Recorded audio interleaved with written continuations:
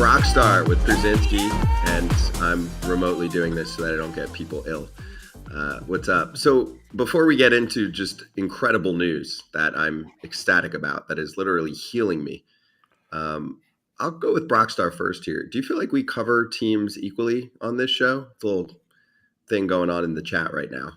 You know, not all 30 equally. Obviously, there's some teams that don't have as much drama or just don't do anything, in the offseason. Yeah, I mean, I feel like you have to cover teams that are doing things and that are relevant in the world. Not every team is doing things in the off season, and what is there to talk about, right? So, I think we do a good job of talking about the teams that are relevant at that time and the things that are happening in baseball as they happen. AJ? I mean, I don't know what team. When we cover the Orioles more than most teams, we cover the A's more than anybody. We talk about the Yankees. We talk about the Mariners. We talk about the Rays. We've talked about the Marlins. We've talked about the Reds. I mean, I don't know who we haven't really. We've even talked about the Rockies, who no one talks about. So, I mean, I feel like we cover teams better and do it, especially in the time we're allotted to cover all 30 teams. I think we do a damn pretty good job. So I'm proud of the work we do covering everybody equally. I mean, you're never going to cover everybody equally because the Dodgers have done more, right? The Yankees and some of the other teams have done more stuff. So guess what? They're going to get more coverage because they're doing more. The teams like the Marlins, who haven't done one free agent the whole winter, or the Rockies, who haven't done much, they're not going to get as much coverage. Yeah, we're covering the storylines. It's that simple. So let's get to a topic that I am freaking ecstatic about, and it's a team that I do feel like we cover a lot, and we're going to cover probably more because they're actually going to do things. It's impossible for them to get any lower than where they're at right now in terms of payroll and just not caring about free agent signings, yet being an awesome team. So let's charge the damn and I'm going to personally do this. The Baltimore Orioles are being sold. Let's fucking go. The Baltimore Orioles have one of the worst ownership groups in all of sports, because often when someone buys a team and they pass it to their kids, they fuck it up. That's exactly what has been happening here. And we are about to see a renaissance period of baseball in Baltimore, AJ. As you can see, they're making a pretty penny on this. $173 million in 1993 in bankruptcy hearings. And now they're selling it for a little over $1.7 billion to some finance bros that I guarantee you will care more than what is going on right now with John Angelos, who is just stuffing his pockets with cash and is about to do that even more so. But this isn't just a win for Baltimore because they're actually going to invest in their team.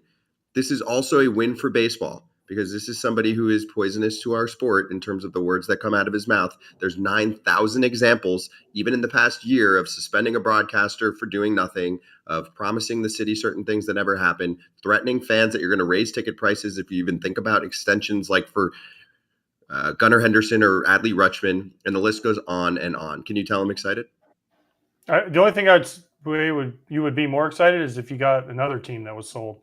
I think that would be the only way. Actually, maybe two teams. One is a jersey Brock's wearing, and one is a green and gold team that that we've talked about numerous times about their owner and how he hasn't exactly helped the team out. But this is a banner day for Baltimore.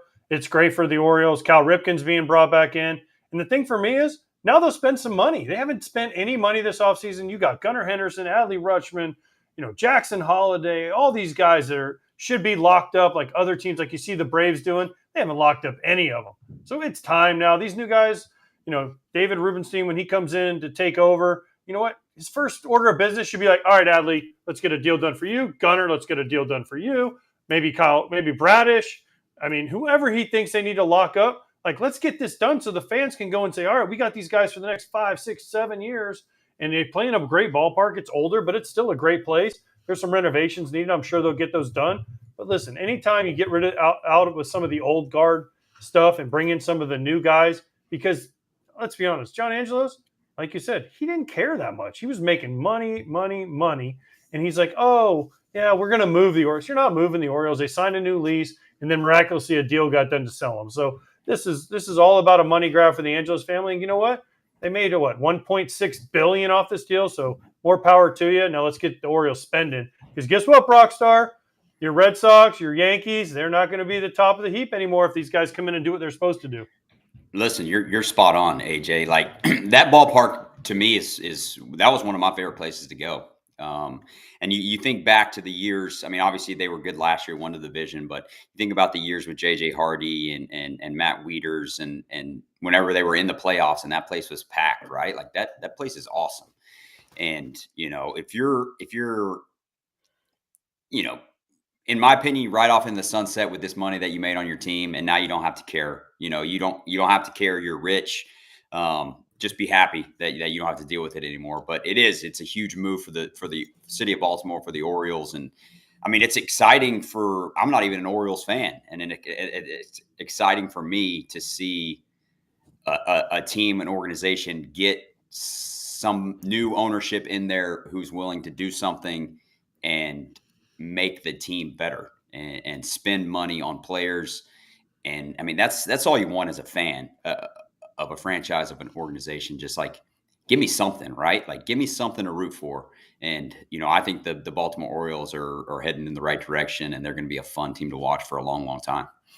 Dude, their payroll is like $70 million. If you go back to 2018, which is when I think John Angelos was like, listen, we got to be as much like the Rays as possible and even kind of dumb it down a little bit and spend even less than them. What can we do? Mike Elias, who's the GM there, has done a fantastic job, a brilliant job during the rebuild. Let's keep in mind, there was close to 6 years of pain in Baltimore. You lose a generation of fans when you're that bad and you don't care like that.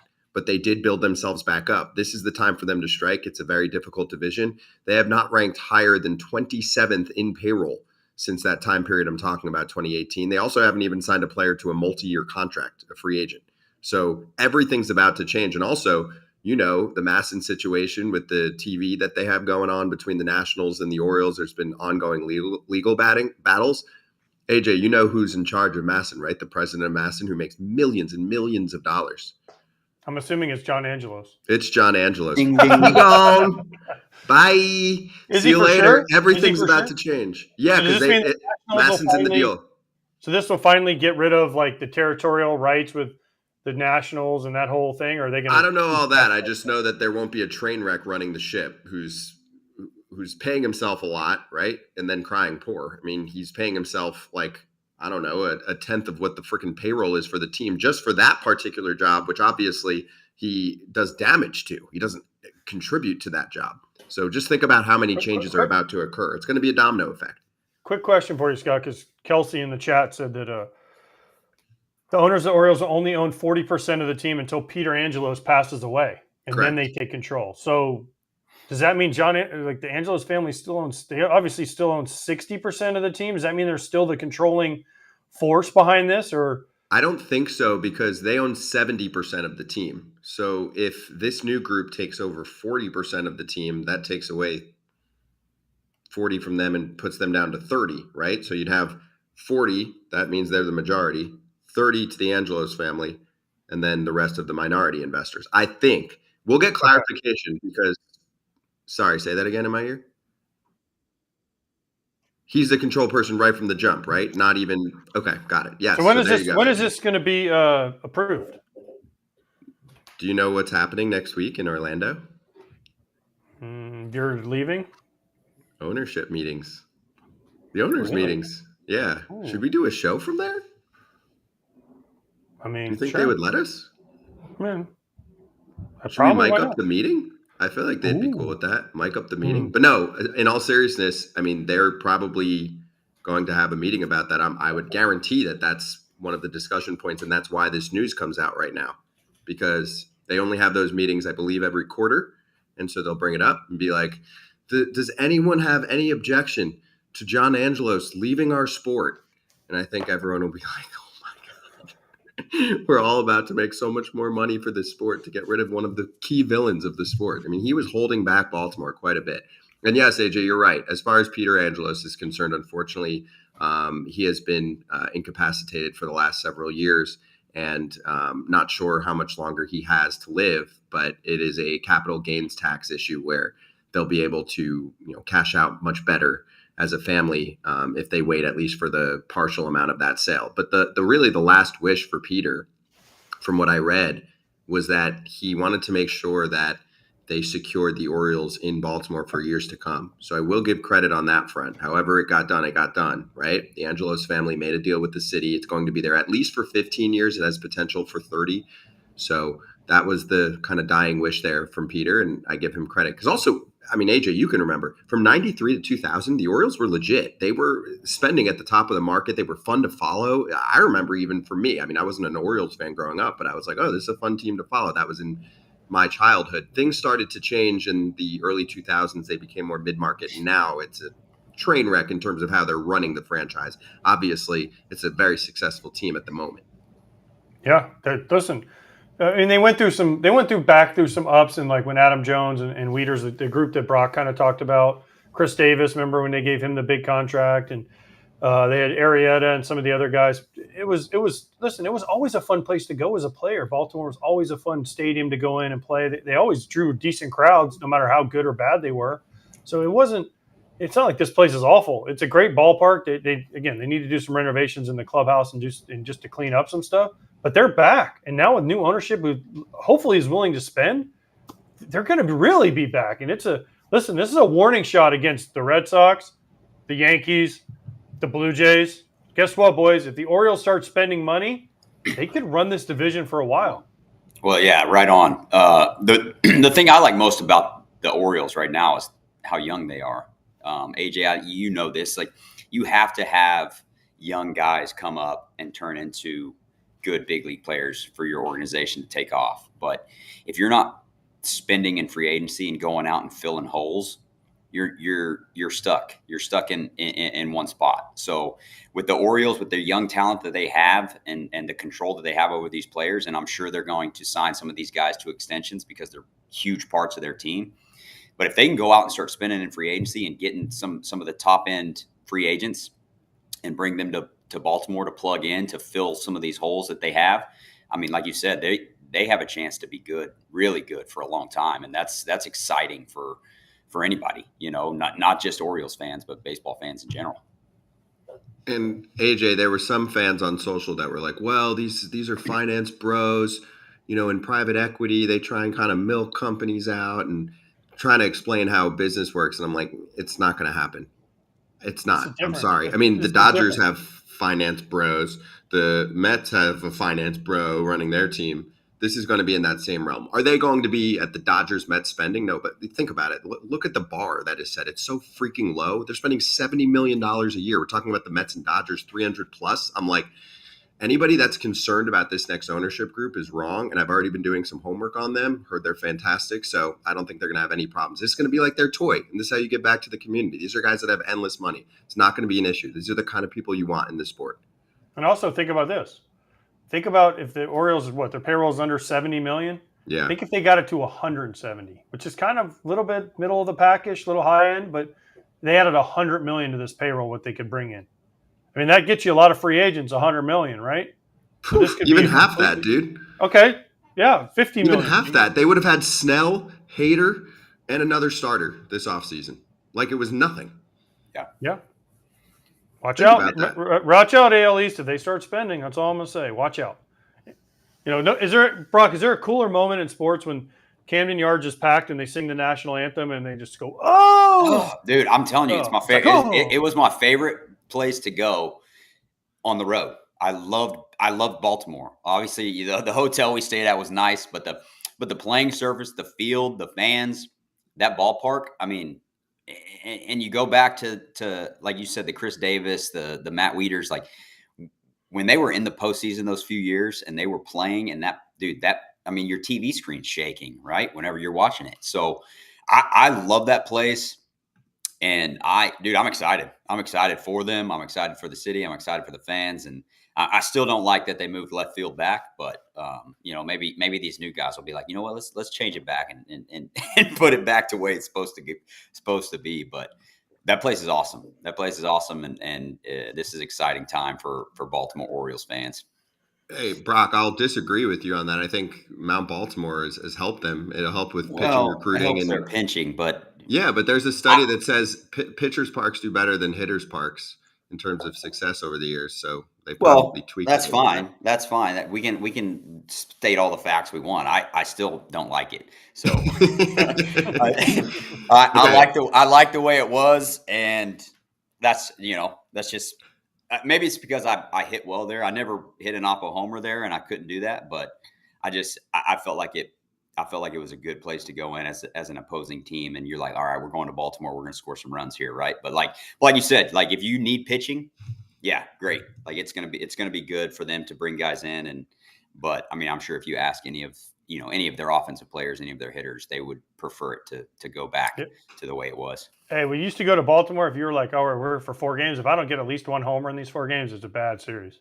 Yeah, because you're like, "Gosh, I got to run into one fly ball that just keeps going and going and going, especially to right." It was like, "Oh man, please, I got to get out of here with at least one." it's a great place to hit. Great place to hit, and I mean the playing surface was great. They take care of the field. I mean, it's the beautiful scenery background, like just an awesome place. So. And I will agree with you on this from a fan perspective, from my perspective, right? Because I don't care. I mean, I agree. It's more entertaining to watch the way it was in the past. So we'll send this question right to our first guest here on FT Live. It's been about a month. Rowdy Tellez of the Pittsburgh Pirates coming in hot. Former Blue Jay. So do you think that Baltimore should get rid of Mount Baltimore? I mean, I think I know what the answer would be for you. That's stupid. Yeah, see? It was like cool when, like AJ said, you could like fly one and you're just like, damn, just missed it. Next thing you know, it's 2 rows deep and you're like, there's no way. I can't believe that just happened. But yeah, that place is a joke now. It's pretty stupid. It's actually ugly too. I think it just don't look good for a stadium. Because of the way they move the dimensions? Yeah, it looks dumb out there. It really does. You watch like guys run around out there and it's like ants in a sandbox. It just makes it look tiny. It looks stupid. Well, it almost looks I mean, forced to me. Like it looks like it's like, all right, let's just make something up here, and it's like it looks forced. It doesn't look natural. It's like that wall's too far away. It's too tall. Like put it back to the way it was, and let's score 16 runs a game. And yeah, it's the AL East. It's hard enough. AL East is hard enough. Give me something to help me out. Yeah, and what do the pitchers say in the AL East? They say thank you, and I'll sign I don't there. care about them. I don't care about them. All right, so I had to face David Price and Chris Sale, and I had Brock over here making fun of my hairline every day at the anthem and crushed my hopes and dreams. That's why he's got my jersey up. I appreciate it. No, I got my jersey up. Tell the people why you chose number 11 in Milwaukee. It's because your boy wore it before you, right? Yep. That's the icon. I couldn't not turn down my hero. So they gave me the option. And I said, yeah, I'm taking it. The Milwaukee Brewer legend, Brock Holt, 3 for 30. 3 for 30, got 30 at bats, and they kicked me out of there. Dude, I mean, someone had to do the number justice. And they gave it to Billy McKinney, and I was just, we had to upgrade it. What number are you going to be in Pittsburgh? 44. I'll go back to 44. Fits you better. Yeah, two sticks on the back doesn't do good for a big fella, it's got to. We need something to widen it out, make me look like I'm a little skinnier. So, it's what it is. But yeah, I wore 44 all through the minor leagues and then in Toronto. Well, you wore 44. You wore 44 in the minor leagues because they give the fat guy the jersey. Trust me, I was the same way. I got like 40, 49. I got a bunch of high numbers in the minor leagues too. Yeah, no, mine was by choice. I was a little smaller back then, so don't worry about it. I wasn't. Stop trying to compare me to you. We're not the same. By the way, do you have 2 hats on? No, the headband, because I knew Brock was going to be on here, so I had to try and cover it up. Dude, you're gone. You're completely bald now, so I can't say anything. You finally took my advice. That was a thing. Me and Rowdy, like we'd be in Toronto, and he'd take his hat off for the dual national anthems, and we'd make eye contact from across the field. And I'll be like, bro, stop trying so hard, man. Just let it go. Shave it off because it was so messed up, man. I was like 22. They were just crushing me. And then he got Mookie and Price to get in on it. We were standing on the line one day. It was like their ring ceremony in 19. And when they were on the line, it's freezing cold. I had to take my hat off because they were walking around with those big old ring things. And all 3 of them are like, shave it. And I'm like, Mookie, you're next, dude. You Yeah, need to well, get rid Mookie, of it. yeah. The fact that Mookie was talking about your hair shows you how bad yours was, because Mookie's was atrocious. He's finally bald too now, but he started going bald early on in his baseball career as well. So he's not the guy you want to have. He's not the guy you want to get hair advice from. No, but he's got money to fix it. I don't think he should, though. Yeah, he could get plugs if he wanted. Yeah, I mean, it plays well for him. I don't think he's too worried. No, he doesn't. He doesn't have a whole lot of worries. I'm curious, Rowdy, where did this Brock Holt connection start? Like, what was your first meeting with Brock where he just suddenly decided he was going to pick on a dude that's probably got some size on him? It's not the size of the dog in the fight, Scott. In this case, it would have been, but I was playing. I had to be playing first or something. He just came over and probably said, "Congrats on your call up," and super nice. And then over the years, it just messing with me, and I always thought it was always cool to mess with the other team and talk shit. And he did it with me, and it was fun. We always played Boston, so I think that's where it started. He probably asked me how old I was, and I told him 22 or 23, and he said, "You're balding like you're 66," and I was like, "Yeah, you know what, dude? Stress of life, and we all aren't blessed with good hair." So, but kept it going all years. Brock, you better watch out. Rowdy's doing Pilates now, so watch out. That's what I hear. Yeah. That's what I hear. I'm glad I'm not across the field from him anymore, because I don't have to worry about anything like that. But no, I think me and Rowdy are close enough that if we did end up getting in a brawl, I think our teams, whatever would brawl, I think we'd end up on the same side at some point. I don't think it'd be like one of those where you're just hugging it out and look like you're fighting, maybe throwing a couple of blows just to mess around and hold each other by the jerseys. Yeah, trying to hold each other back. I wasn't in a whole lot of brawls in my plan, but I was kind of the guy on the outside, like, hey guys, keep it, separate. I wasn't trying to get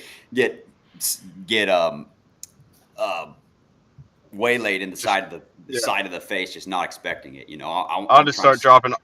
I'd have been doing RKOs out of nowhere. I would pay to see that, by the way. Yeah, I would too. You got some big dudes you're about to be in Pittsburgh with. O'Neal Cruz has size on you. You know about him? Have you played against him yet? I guess you probably have, right, with Milwaukee? Yeah, he's a freak of nature. That dude, he's like 6'7", runs like a track star. But man, he is a huge human being. Then we just got Araldis. I don't think I'm gonna mess with him. I think I'm gonna lay low on that one. Shake his hand and see how you doing, and if you need me, I'll be over there in the corner. But that's it. Yeah, there's good news though. You don't have to face him until one or both of y'all gets traded in June or July, though. Yeah, I mean I got about a half a season of not having to deal with him. Yeah, if you sign a 1-year deal with the Pirates, you kind of got to expect that you're not going to end the season with the Pirates, right? I mean, you would think. That's kind of got to be a thought process going into it. Like, all right, 1-year deal. I'll play the first half, and hopefully I'll get shipped off to a contender and have a chance to play in the postseason. I mean, it's the NL Central. Anything can happen out there. I think we actually have a pretty good team when it comes to it. We're super young, but with O'Neal Cruz coming back, we're going to lengthen out the lineup a little bit. You're such a company man, Rowdy. Yeah. Well, have you seen the rest of the NL Central and what's going on? Obviously, the Reds have an exciting young team. They picked up some pitching this offseason. The Brewers just recently signed Hoskins, which I think also kind of sent a message that they're probably not trading your boy Corbin Burns and Willie Adames at the moment. And then the Cubs have been pretty quiet. I mean, they've signed a couple of pitchers, but what do you think of the rest of the moves so far? And specifically with the Cubs, your boy Counsell, are you surprised that they haven't done more? A little bit. I thought they would make some moves. I thought maybe Reese would go over there.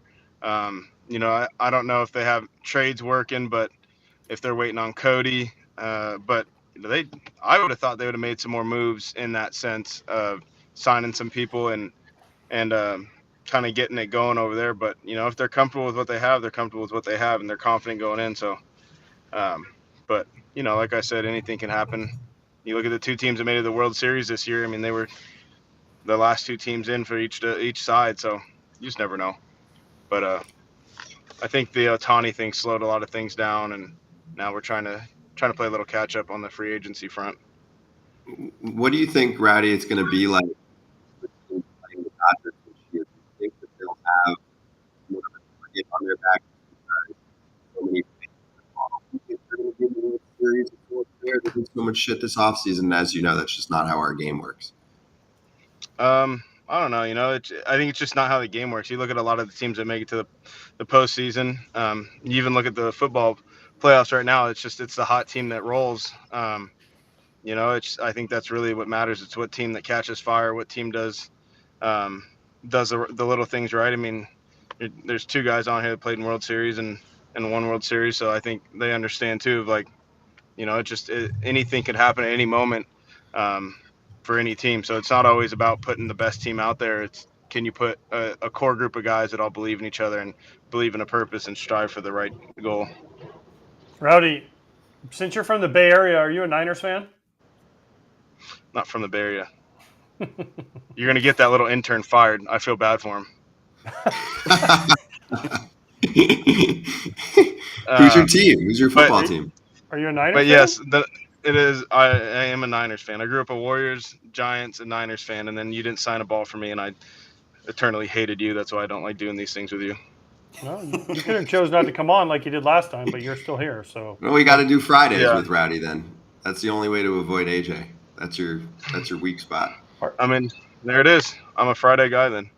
Oh, okay. Come on this Friday and see how it goes. Are you in Florida? When are you coming to Florida? Right after the Super Bowl. Monday. So are you going to the Super Bowl? No. Oh, so right after the Super Bowl. Are you flying or driving? Driving. Okay, good. I'll make sure the police are at the border. You can't say that. I'm Mexican. That's a little far. We're crossing lines now here. What are you talking about? Bad about you. I just said I'm going to make sure you're not allowed in Florida. That doesn't mean anything about your heritage. That's fine. I'll just speak Spanish to them. They'll let me in. Problem is you only know tequila. What'd you say? Tell us you only know tequila. That's all you need. Tequila and fiesta. You say, hey, you want some tequila y fiesta? And they'll be like, sí way. See, sure. All right. So you obviously spent spring training in Dunedin with the Blue Jays. Now you're going to Bradenton, a little bit farther south down there. Which one do you like better, Arizona or Florida? And why is it Florida? It's Arizona for sure. The travel's way easier there. And I'm kind of I don't leave after the day. I'm kind of a homebody. Also in Arizona, I was super fortunate to stay in a really nice house. So I didn't have anything to worry about on a golf course. I don't even golf, but and it's just closer to where my family is and see more people. My buddies come out. It's an easier travel for them. So I think there's a couple more things about Arizona. Florida is just, I had a house there. That's where I lived for a long time. But looking at rent, having to pay rent is not cool. I was trying to find a place and everything's just through the roof for a little teeny tiny house. They definitely know when we're coming to town for sure. It's crazy. But yeah, Arizona. Just because you're in Florida and I'm not a fan. I've got a fan question for you. I'm seeing who it is. Oh, this from Brock again because he has my jersey on the wall. Yeah, this is a fan question for me. I make sure and type in when my favorite players come on the show. I type in a question to see if they'll answer it for me. Good. I don't even know how to say the name, but I'll just go Dolk. Please ask Rowdy if he was in Milwaukee long enough to have a funny interaction with Bob Uecker. So, and I actually hope so too. Did you guys ever have a little back and forth? Did you know him? That was the best storyteller I've ever heard. I mean, the way he tells stories, he come in the clubhouse around an hour every day and kind of just mingle, say hello. I mean, he fishes all the time, so we talked a lot of fishing. But I mean, he did sign a couple of bottles of Jack for me for my kind of man cave area. It was pretty cool. But he's awesome, man. But the stories, you can't even repeat them. He was just an awesome human being. He's been around the game for forever, and he's just an icon. But just an all-around great human being. I mean, be through what he's been through and to come out the same way every time, he just can't say anything bad about the guy. He's just an awesome human. Well, it's not going to be the Bob Uecker stories that's going to be the good ones. I mean, obviously, yes, but like it's going to be the Pat Murphy stories those are the ones that I want to hear. I'm sure you have plenty of those. And can't even repeat those either. On that subject, I know you're not, you're obviously not there anymore, but with him taking over and was that something that you wanted to see happen? I know I've talked to Yelich and some of the guys there, and I think they were all kind of hoping that Murph would get a chance to lead the charge there. And I was a big Murph fan. I wasn't there for long, but big fan of his. And what do you got on Murph? And if you have a good Murph story that you can share it on here. Fuck it. So just tell us, man. Hey, you were there in COVID when he had the heart attack hitting ground balls of Smokey, weren't you? Yeah, I was there. We almost lost him in 2020, but he came out the other side. He was hitting me ground balls one day, and this is like right when I got over there, and Smokey had told me about it, and I was like fully anticipating it was going to happen again. Like I was like, dude, if this happens again, I don't know what I'm going to do. Am I going to lock up? But no, Murph would just. There was a day I came in and I hit a home run, then I hit another one, and he goes, "Hey man, you ever hit 3 in a game?" And I was like, "No." He goes, "Yeah, you probably won't. You're not that good." I was like, "Oh yeah, thanks, Murph. Appreciate it." Next at bat, I think I struck out, and I came in. He looks at me and he goes, "Told you." And I was like, just look at him, and he's just so not sincere, but it's like, "Thanks, dude," and it just makes you laugh. And then the next day, he just keeps it so loose. But I'm happy for him, man. He really was a fun guy in the clubhouse and a fun guy to to listen to. I mean, it just there was just so many stories about that man. Yeah, he's the best, dude. Well, he would. I got one. We were on the plane. We were flying, and we were kind of scuffling. And Murph doesn't drink, and he they sit up in first class, and he gets a drink, and he asked for like Sprite or he always carried those like ice waters, those flavored ones, and he asked for a drink, and the lady brought it to him. And he took a sip or two, and he's like, "This doesn't taste right." Hands it to somebody else, and they're like, "Yeah, it doesn't taste right." So he asked the lady. She goes, "Did you just put just a regular drink in there?" She goes, "Well, I put vodka in it." And he was like, "I haven't drank in like 30 years." And she felt so bad. She got red. She felt super bad. And then we started playing good. And so one day Murph's drinking a beer and Count's like, "Dude, you got to stop." He's like, "We're playing good. I can't stop. I can't stop." So he had a beer and 3 sips out of a drink, and it was funny. He would take a sip and start acting funny. I mean, he's just, he lives it up. He's definitely for the screen. I mean, he needs a show. He needs the audience. But I am happy for him. I'm happy for the boys. His sons are awesome. His whole family's great. So I'm just really happy for him. Hey, what's the transition like, Rowdy, when you have a bench coach going to a manager when he's been on the team already, right? Because I feel like bench coaches are likable. They don't make the decisions that, piss people off. And now, of course, sometimes you're going to have to sit a dude or, some of the young guys, maybe someone gets demoted. Whatever happens, he's got to be one of the dudes that delivers the message. So how do you think that transition will be for someone like him who also has personality like that? And we've had him on in the last few weeks, and we were like, don't change. Still be the same personality that you have, but still he's going to piss people off. That's part of the manager's job. I mean, he did anyway as the bench coach. So I don't think he'll change. I don't think you have to worry about that. But I do think he's been there before. He was a long time head coach in college. I think he really gets it and understands it. So I don't think he's too worried about pissing people off. I really don't think he cares to piss people off. If it happens, it happens. But I think he'll be fine. I really do. I think it'll be a easy transition for him. He's been around the game a long time, so I don't think there's going to be any issues with it. But, he's always shot you straight. I know Brock can say something about it. He's always had if he wanted something, he would ask for it. And if you sucked, he would tell you. That's just how it was. And I think the players can appreciate that he will be just straight and narrow with you and just basically tell you what's going on and what's wrong. And, if you're like, "Hey man, I'm not playing today. Why is that?" And you'd be like, "Well, you're over your last 15. There's probably other things than, just you're taking a day off." So I can appreciate that as a player. I asked for that as a player. I think it's the most comforting thing. when you have a manager that will never sugarcoat anything.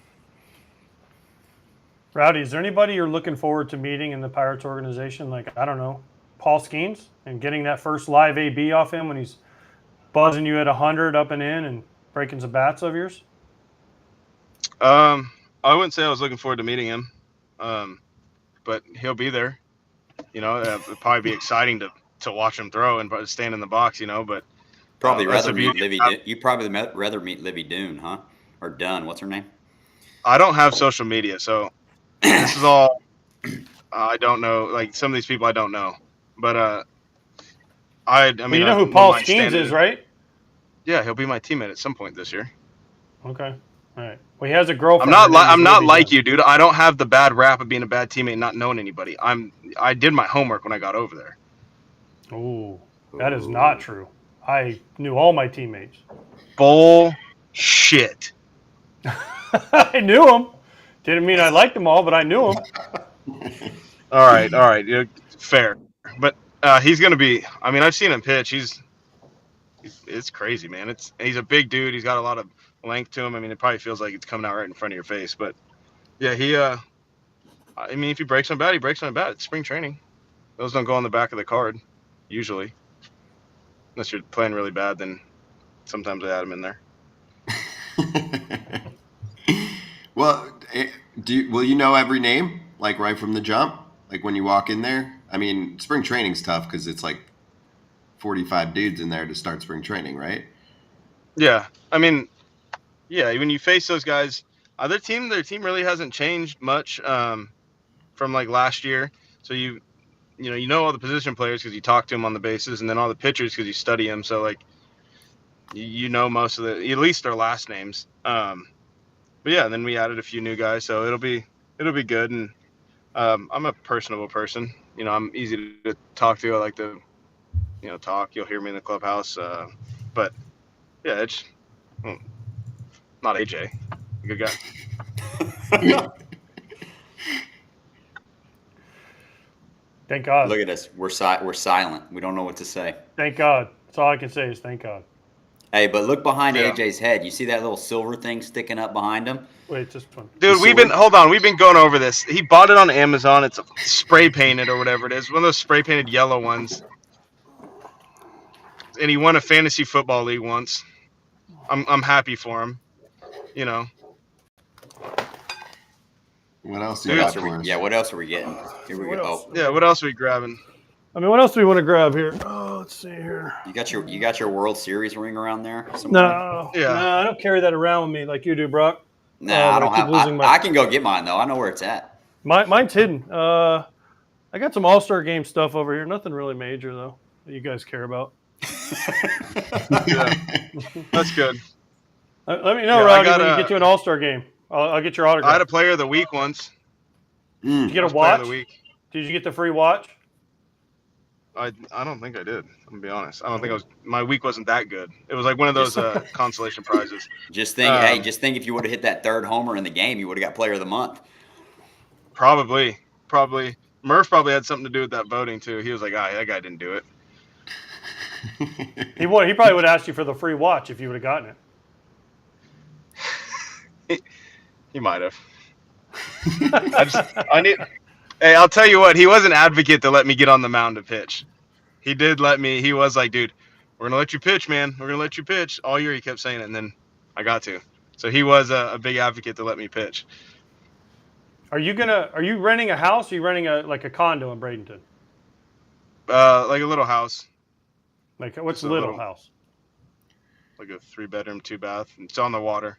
That's all I cared Perfect. about. So I just wanted to stare at the water. So I'll have a bedroom and a bathroom, probably the master, Mhm. because once I get there, I'll kick you out. So Okay. Scott can take the kids' bedroom. Perfect. So when we come into Bradenton to see you, Valentine's Day-ish? Yeah, sure. If you want. I'll tell you what. If I go to Florida, I'm not going to Bradenton. I can tell you that much. We are actually going, Rowdy. Unfortunately, or fortunately, we are serious. At least one, if not both of us, AJ and me, since we're down here. How far is Bradenton from Orlando, AJ? Hour and a half to 2 hours, depending Yeah. on traffic. Nothing. That's nothing. No. So we'll be there, Rowdy. So one other question for you heading into spring training.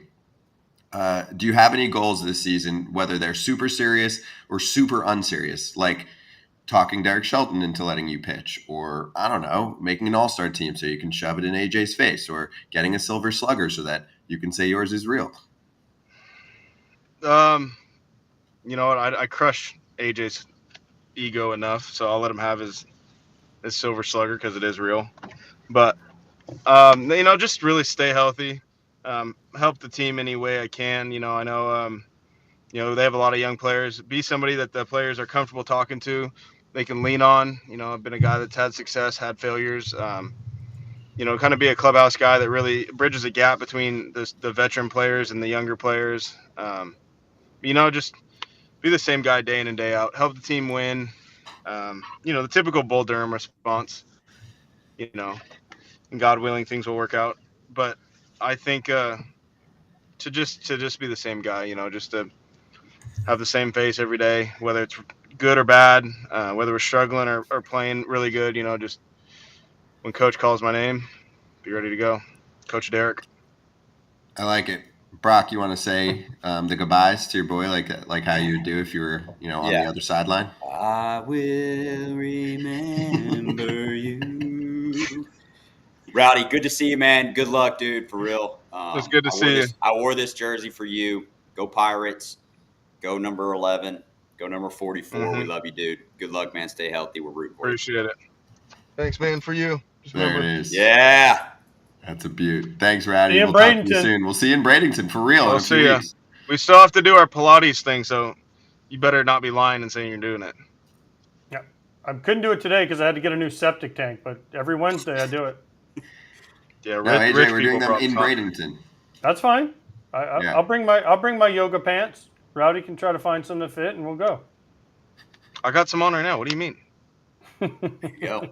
You're going to they're get some pirate-themed yoga pants for Hey, AJ. if you knew who Livy Dunn AJ, was, AJ, don't forget your waist trainer either.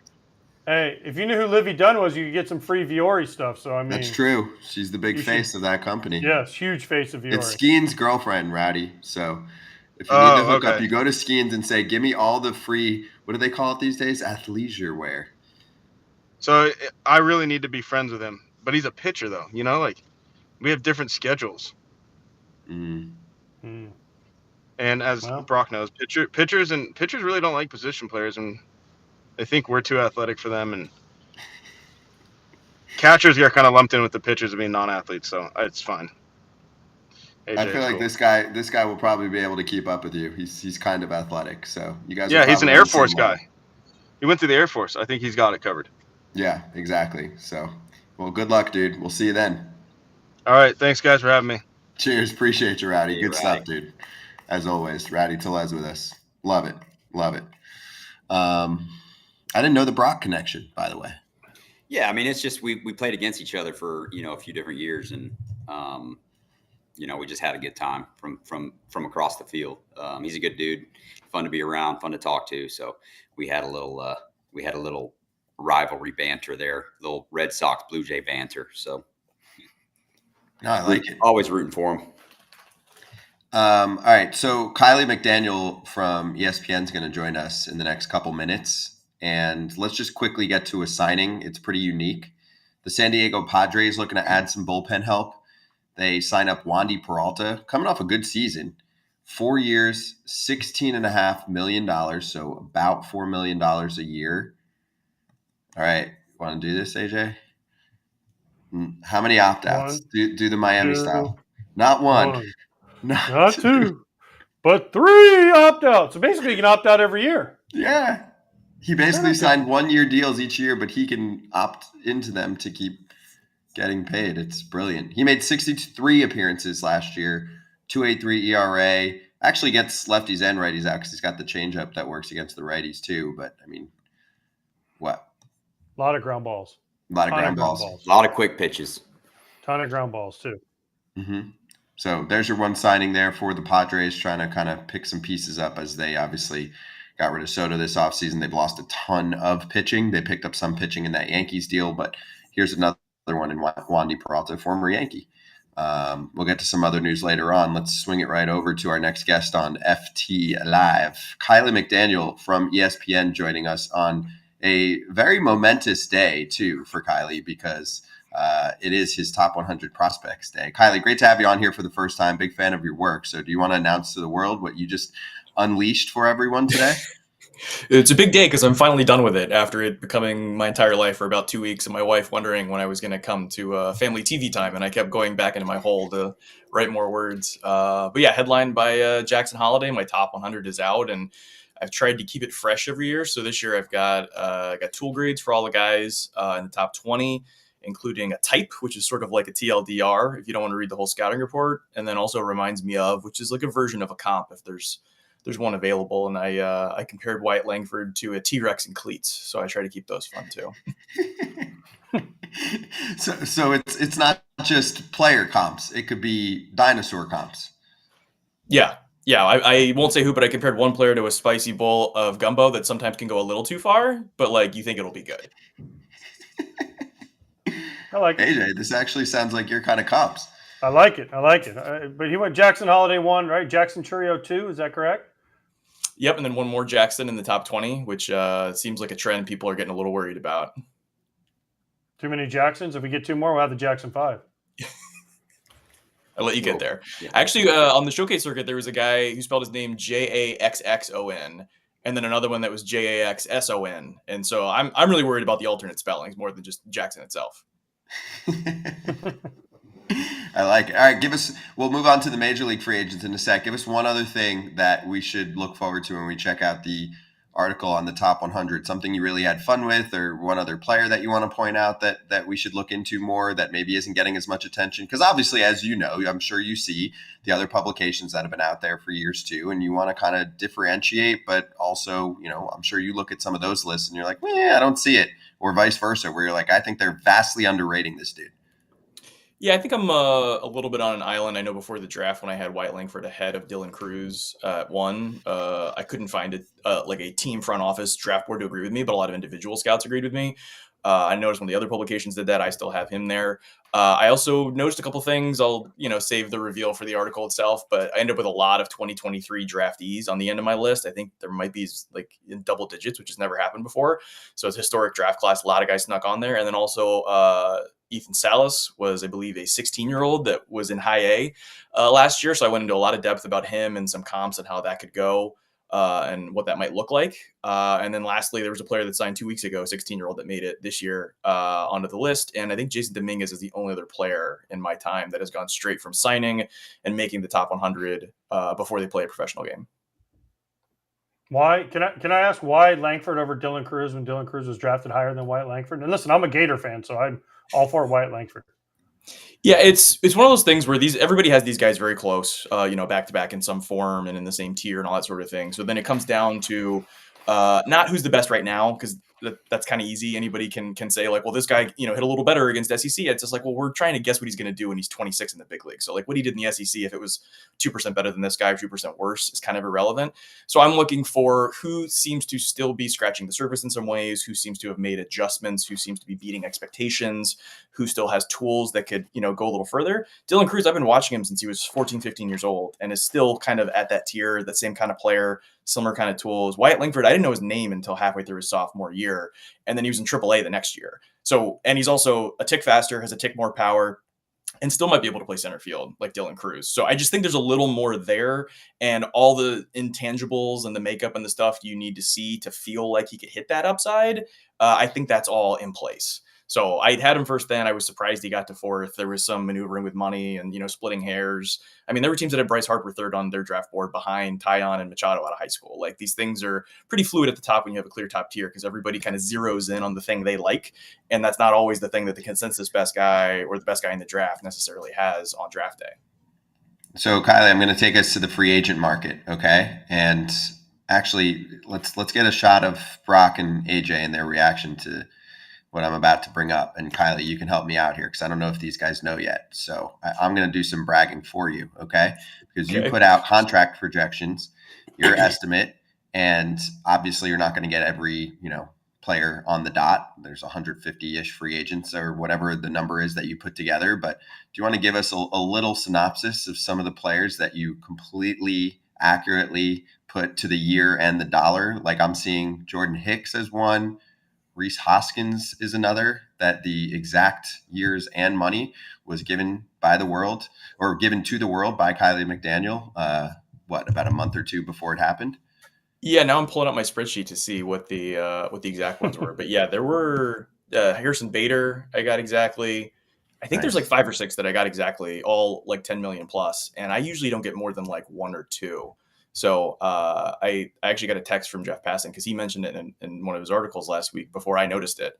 And he was like, "You did really good." And I'm like, I don't want to make it seem like I knew these were going to happen, but I've also been doing this for like 5 years, so maybe I'm getting better at it. There is a bit of like a math that goes into it, but I have the most trouble with the guys that are 7,500 million and up, because sometimes, like, a market just collapses, you don't see it coming, and what you thought was going to be 5 for 150 turns out to be a convoluted 3 for 90 with 2 opt-outs and all that nonsense. Like, just guessing like the structure is hard enough, much less the money. But when you get down into that 1, 2, 3 years, you look at the comps from the last 2 years, there were 3 guys like this guy. Like, it gets a little bit easier. And then, rather than missing by 1 year, 1 million, I happen to get him this year. So I don't want to toot my own horn that much, because that means I'm going to be terrible next year. Well, Kylie, I heard that agents and front offices are starting to look at your predictions, and that's where they're coming up with these numbers, because you're so spot on. I want to know, did you guess 700 million for Shohei Ohtani? I did not. Although I did guess, I think it was, I guess 520, and I think the like NPV projection was like high 400. So I was like closer than I thought I was going to be when I saw 700, and I was like, oh no, I missed by almost 200 million. That's pretty bad. And then you see the translation, and you're like, okay, I was like, I was in the area. And there were a couple like Yamamoto that after I put out 212, and then as he was getting close to signing, I'm like, I think it's going to be more like 250, 270, and then he gets 325, and I was like, okay, I was, my last guess before that one happened was closer. But the high ones are so difficult because, like when Bogarts gets 10 years last year, it's like I wasn't projecting he'd get 10. So if you miss 3 years, you're automatically off by like 50 million. And it like kind of looks ridiculous. Well, I don't think anybody expected Bogarts to get as many years as he got. I think that's why he ended up in San Diego, because they were like, oh shit, yeah, I guess we got to take this deal, right? Yeah, no, it only takes one bidder to land a player is always difficult when like there's some players like Aaron Nola that you kind of hear after the fact, like these were the other offers, and you're like, oh, there were like 3 teams in at the same number, and then this team went 1 extra year and got them, and it's very clear that it's like an efficient market where one team tops the other ones. And I've had some agents in the past couple of years tell me like in confidence that like, oh, this team offered this, it was like 15 million more than anyone else offered, don't tell anyone else that. And you're like, oh, it's not always a super efficient market. Like every now and then somebody just like wildly overpays, and they're the only ones in the market, and they don't know.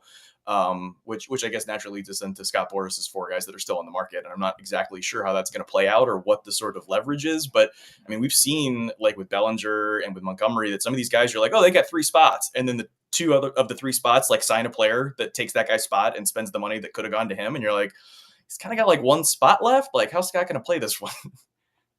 Agreed. Have you seen Eric Kratz on our show, Kylie? Do you know Eric Kratz? Yeah, I've seen some of the clips. Yeah. He also does the free agent contest. So next time we have you on and we have him on, I want you guys to take your spreadsheets and put them up against each other. Now, listen, I'm assuming you get paid a lot more than Kratz does to do his. So I called him a super nerd because he literally went through every player, and he'd say, well, I had Rhys Hoskins getting 2 years, 37.9. And this is because of my projection. So I understand, but I want to put your spreadsheet up against Kratz's and see who did better. Hoskins actually 2 for 34 is one of the ones I got. But AJ, I have to take a step back here. Was it my face that told you I was doing all this in a spreadsheet? How did you know that? Well, because you said it. You said I had to check my spreadsheet. Oh, sorry, I gave it away. Yeah. Yeah, I don't even know how to do a spreadsheet. How do you even do a spreadsheet? It's just like a bunch of squares in a grid, and then you get kind of more complicated as you go. I actually am a little bit renowned in ESPN that when somebody sends me a sheet of like something we're working on, it just has like 7. I'll go in there and reformat it and do the freeze the cells and all the annoying stuff. But I can't read it if it's not formatted correctly. So I guess I'm going to out myself as a Google Sheets formatting nerd.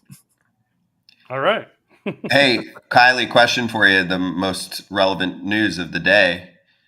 Do you see how Baltimore is going to be fortunate enough to have an owner that's going to invest in the team? And how do you think that is going to change not just what we see from the Orioles, but especially what we see from them in the free agent market? Because this offseason is a time that a normal team in their winning window would have kind of popped off. And of course, they've done nothing besides, get Craig Kimbrell to fill somewhat the Felix Bautista role, and that's it. Yeah, I'm under the impression that Angelos will still have controlling interest until he passes away, and then the guys that are getting a minority stake will then take over full time. So I would imagine there won't be like an immediate the rest of this winter or next winter they'll go nuts. But I imagine at some point having an independently wealthy private equity guys owning the team, having Mike Elias in place, who was probably the GM that if any random private equity guy buys a team and can pick any GM, that's probably the one they pick, either him or Andrew Friedman. So I'd imagine they're copacetic enough on the approach that you would imagine they would do what Oakland is saying they're going to do. I'm not sure anyone really believes them. They're like, oh, we are at least a league average level market. We should have a league average payroll. We'll do it in our own way and maybe in our own time, but we'll get to the point where we are competitive in terms of money. And I know from when AJ was in Atlanta last year was my first year there. There's a lot of discussions we had with that really good farm system where it was one of the hidden benefits of having a really good AA and AAA set of prospects is when they come up, hopefully they're good and all these sorts of things. But if 7 or 8 of them are all really good at the same time, that means you can spend $25 million on 3 guys because you're not spending any money on the guys you have, which is exactly the spot Baltimore's in right now. You could say reasonably, if it wasn't, the wrong position, Trey Turner last winter would have been a perfect guy because it's he can come in and play shortstop or second or center, and we just think he's going to be a good player, and we need one more hitter. And spending $30 million on one guy when almost the whole team is at the league minimum or early in arbitration is actually not irresponsible, even though $300 million for a team that wasn't in first place seemed crazy. Now in retrospect, that would have been a really good move, and he really could fit the team if he was sort of on board with, I want to be on the East Coast, I don't mind if I play any one of these 3 positions, that kind of thing. It actually would have fit, even though that sounds kind of silly. And I remember a conversation I got into with the GM where he was talking to me off the record about a free agent signing he made. And he was like, yeah, we didn't have the money to do this. And I was like, no, you did. And he was like, no, we didn't. And I was like, no. You could have given that guy $25 million. Maybe you were told you can't spend that much, but you could trade a guy and you could get that guy. You could afford almost anyone. Tampa Bay can afford to pay $30 million a year for somebody. You can kind of make it happen if you want to. You just decided you can't afford him because all of the sort of assumptions leading up to that you had decided were sort of set. And I think with Baltimore, I think a lot of times we just skip to past all the assumptions that they've clearly already made instead of no, they should be, spending a lot of money and getting a lot better. And it seems very obvious now that this is the time to be doing that. And hopefully that'll be what happens soon. Yeah, Kylie, I got some more questions about the free agent market. I think you said we started out with about 150 free agents. I think now we're probably down to, 130 left because no one's signing anywhere, it seems like. Yep. Who's your favorite guy still out there?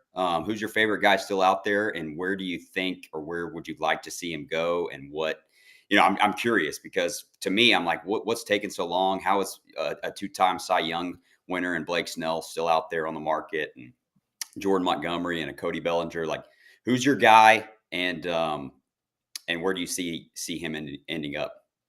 From the bigger money guys, I would say Montgomery, just because he seems like a lock to be good for the next couple of years where he can start playoff games for you as a, top 3 starter, that kind of thing.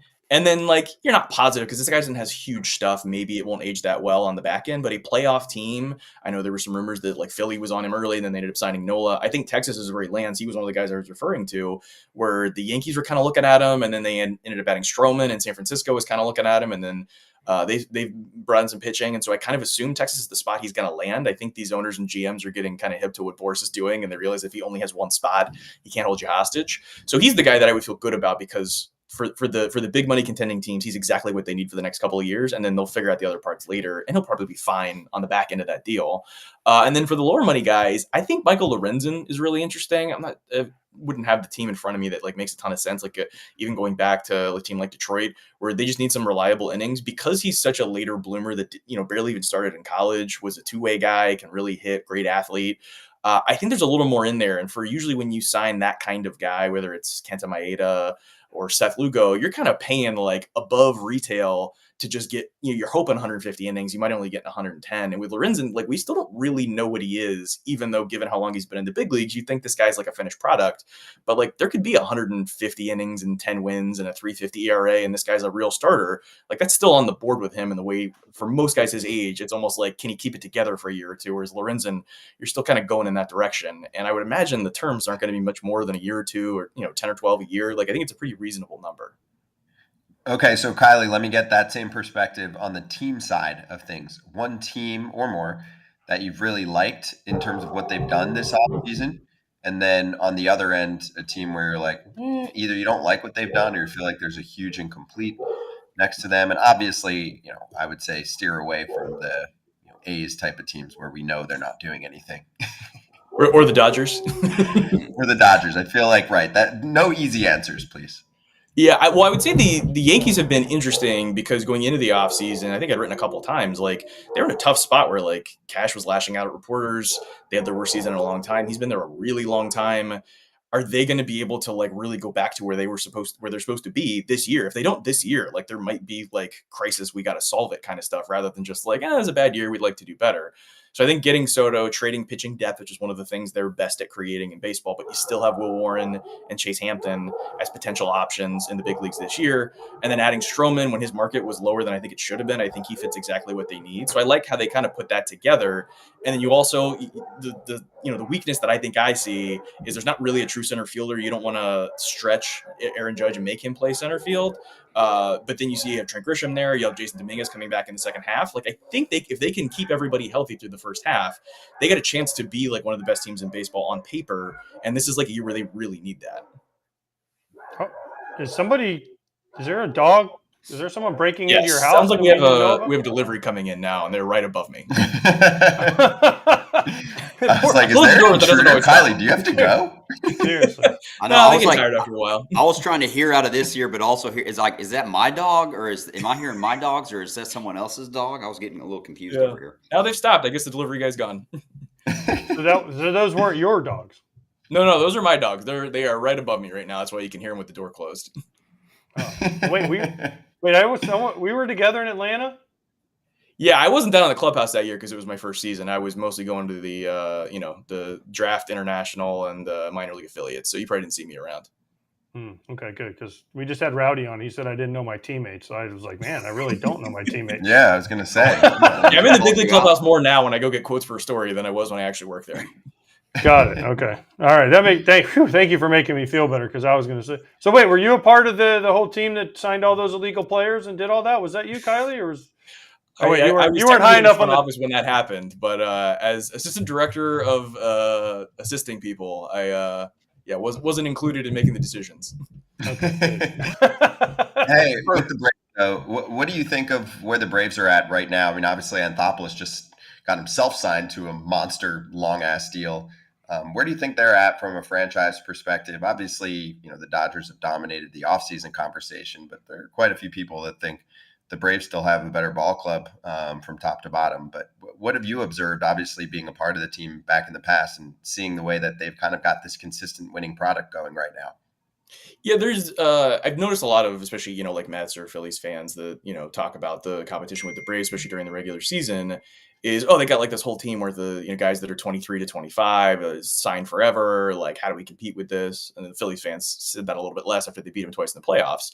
But there's also like a hidden downside to that if something bad happens or a guy just isn't the guy he's been in the past, all of a sudden they're locked into all these contracts. And if you go look at like their roster resource page, like they're like right on or just over the first cut of the CBT. And it's not clear that they're going to be one of those teams that goes to 250, 260, 270. And every year their payroll goes up because all these guys are getting raises $3 or $4 million a year. And there's like 15 of them that have like guaranteed money of some sort, or they're in arbitration or going up every year. So it's like all of a sudden this thing becomes not super sustainable. And if all of these guys are all-stars and borderline all-stars, then it can work. And if a couple of these guys aren't, all of a sudden it becomes a little risky because I don't think the money is going to be there. And now you have, Dansby Swanson and Freddie Freeman just left. Max Fried is up next year. Chris Sale is, on the older side. He's probably not going to be that guy 4 years from now. Like now they kind of need the farm system to get this second tier of guys coming out. And I'm not sure those guys are there. It's a lot of guys in low A, high school guys coming off of surgery, guys that were lower picks that have had one good season. And you kind of hope they can turn into that guy. But they're not quite there yet. You have Ian Anderson coming off of Tommy John. So, I mean, they're in a great spot. Obviously, they have all the pieces to make that move and win those series and get to the World Series again. But there is a little bit of a risk that if things don't keep going to plan the way they have been, that seems like perfectly planned out, that everyone's in place. There's a downside people aren't talking about if things don't go exactly to plan. Okay, that's actually an interesting perspective. I like that. Obviously, the easy one to point to is how much would Ronald Acuna be getting if he was going year to year? Like, I don't know where he would have been at, but he would have probably been close to free agency at this point, right? Yeah, and Albies, and you could argue Riley's price at an extension would be higher now, and Michael Harris would be getting into ARB. Like, there's a lot of guys that if you just went year to year and tried to play it really safe, like a lot of these sort of process-oriented teams have, you'd be talking about an extra 30 or 40 million that they're saving because they acted quickly and they got the right guys. So yeah, no, they're certainly in a good spot right now, and I think with Strider and Sale and Morton, like I think they're lined up to where that starting pitching depth and sort of the back end of the bullpen to shorten the games. Like I think it's all there.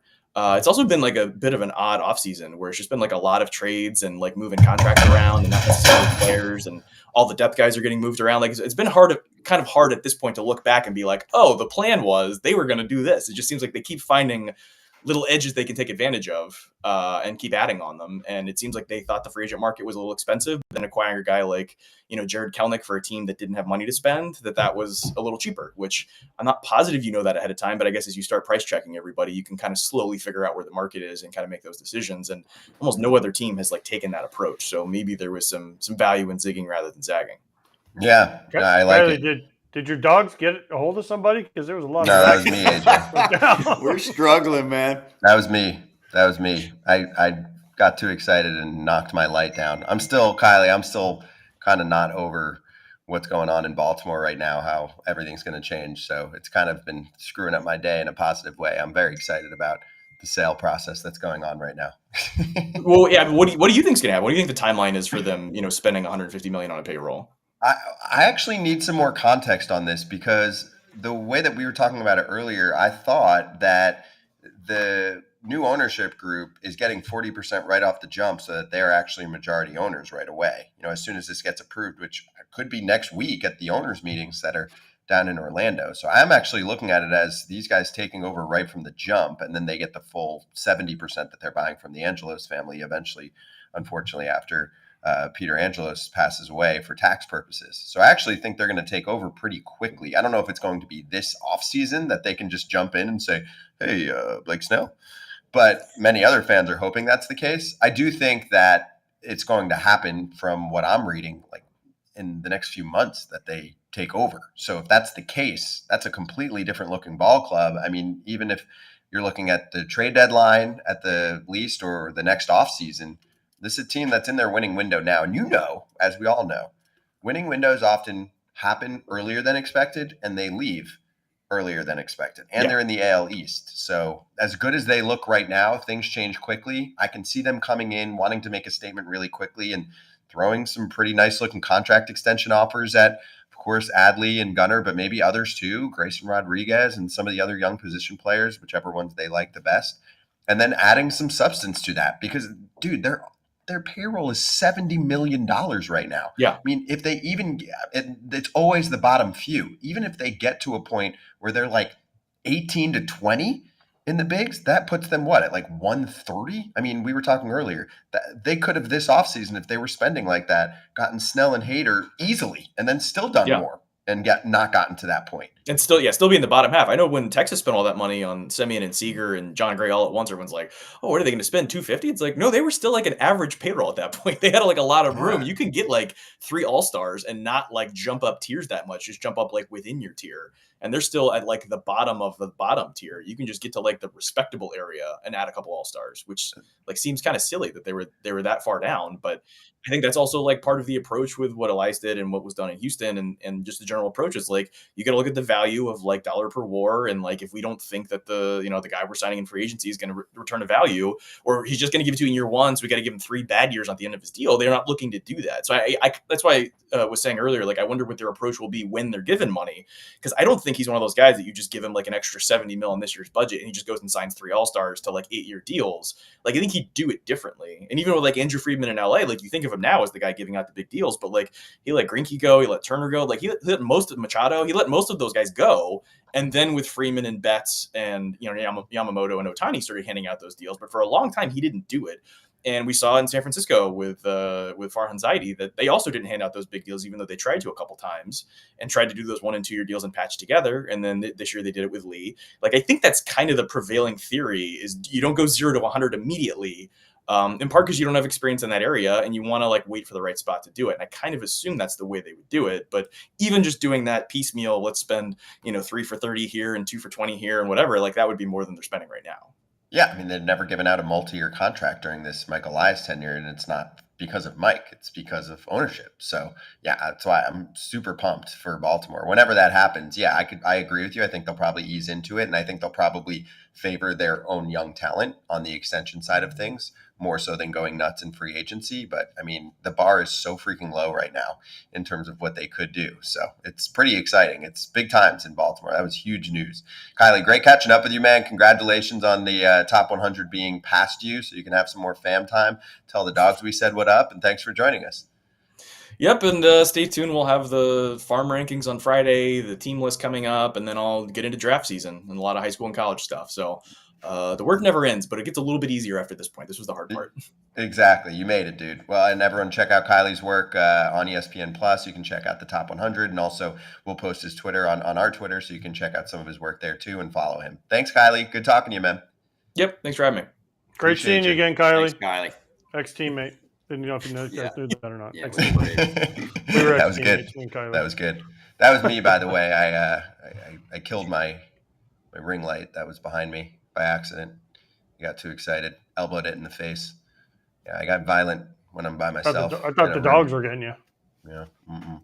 AJ Minter's going to join us soon, by the way. Looking forward to a little chat with him about Braves Fest and what's been going down, obviously, in Atlanta. A lot of actually friends for him, new friends for him in that bullpen for the Bravos. While we have a moment, though, let's hit some Bet MGM odds and focus on the team that actually did something today.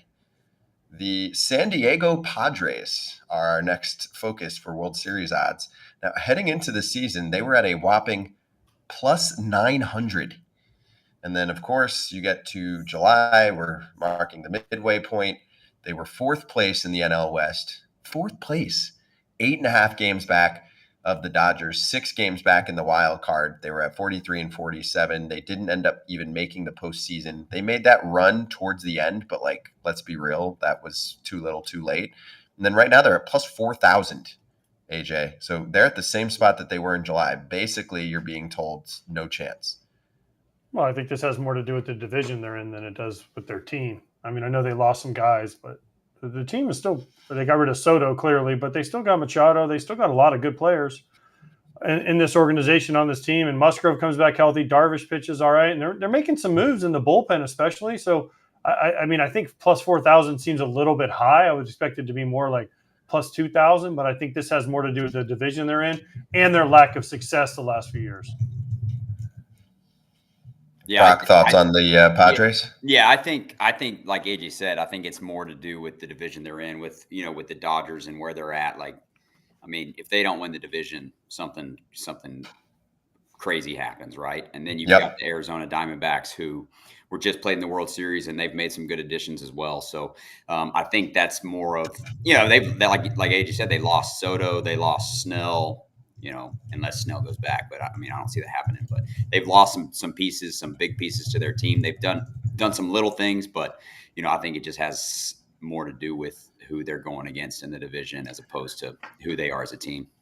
Yeah, fair. All right, well, check out the BetMGM Sportsbook odds. Obviously, you can check them out in the app, and if you're new to the app, you can place a wager of at least $5 and receive $158 instantly in additional winnings, regardless of your wager's outcome. And download the app, sign up and deposit at least $5 into your newly created account.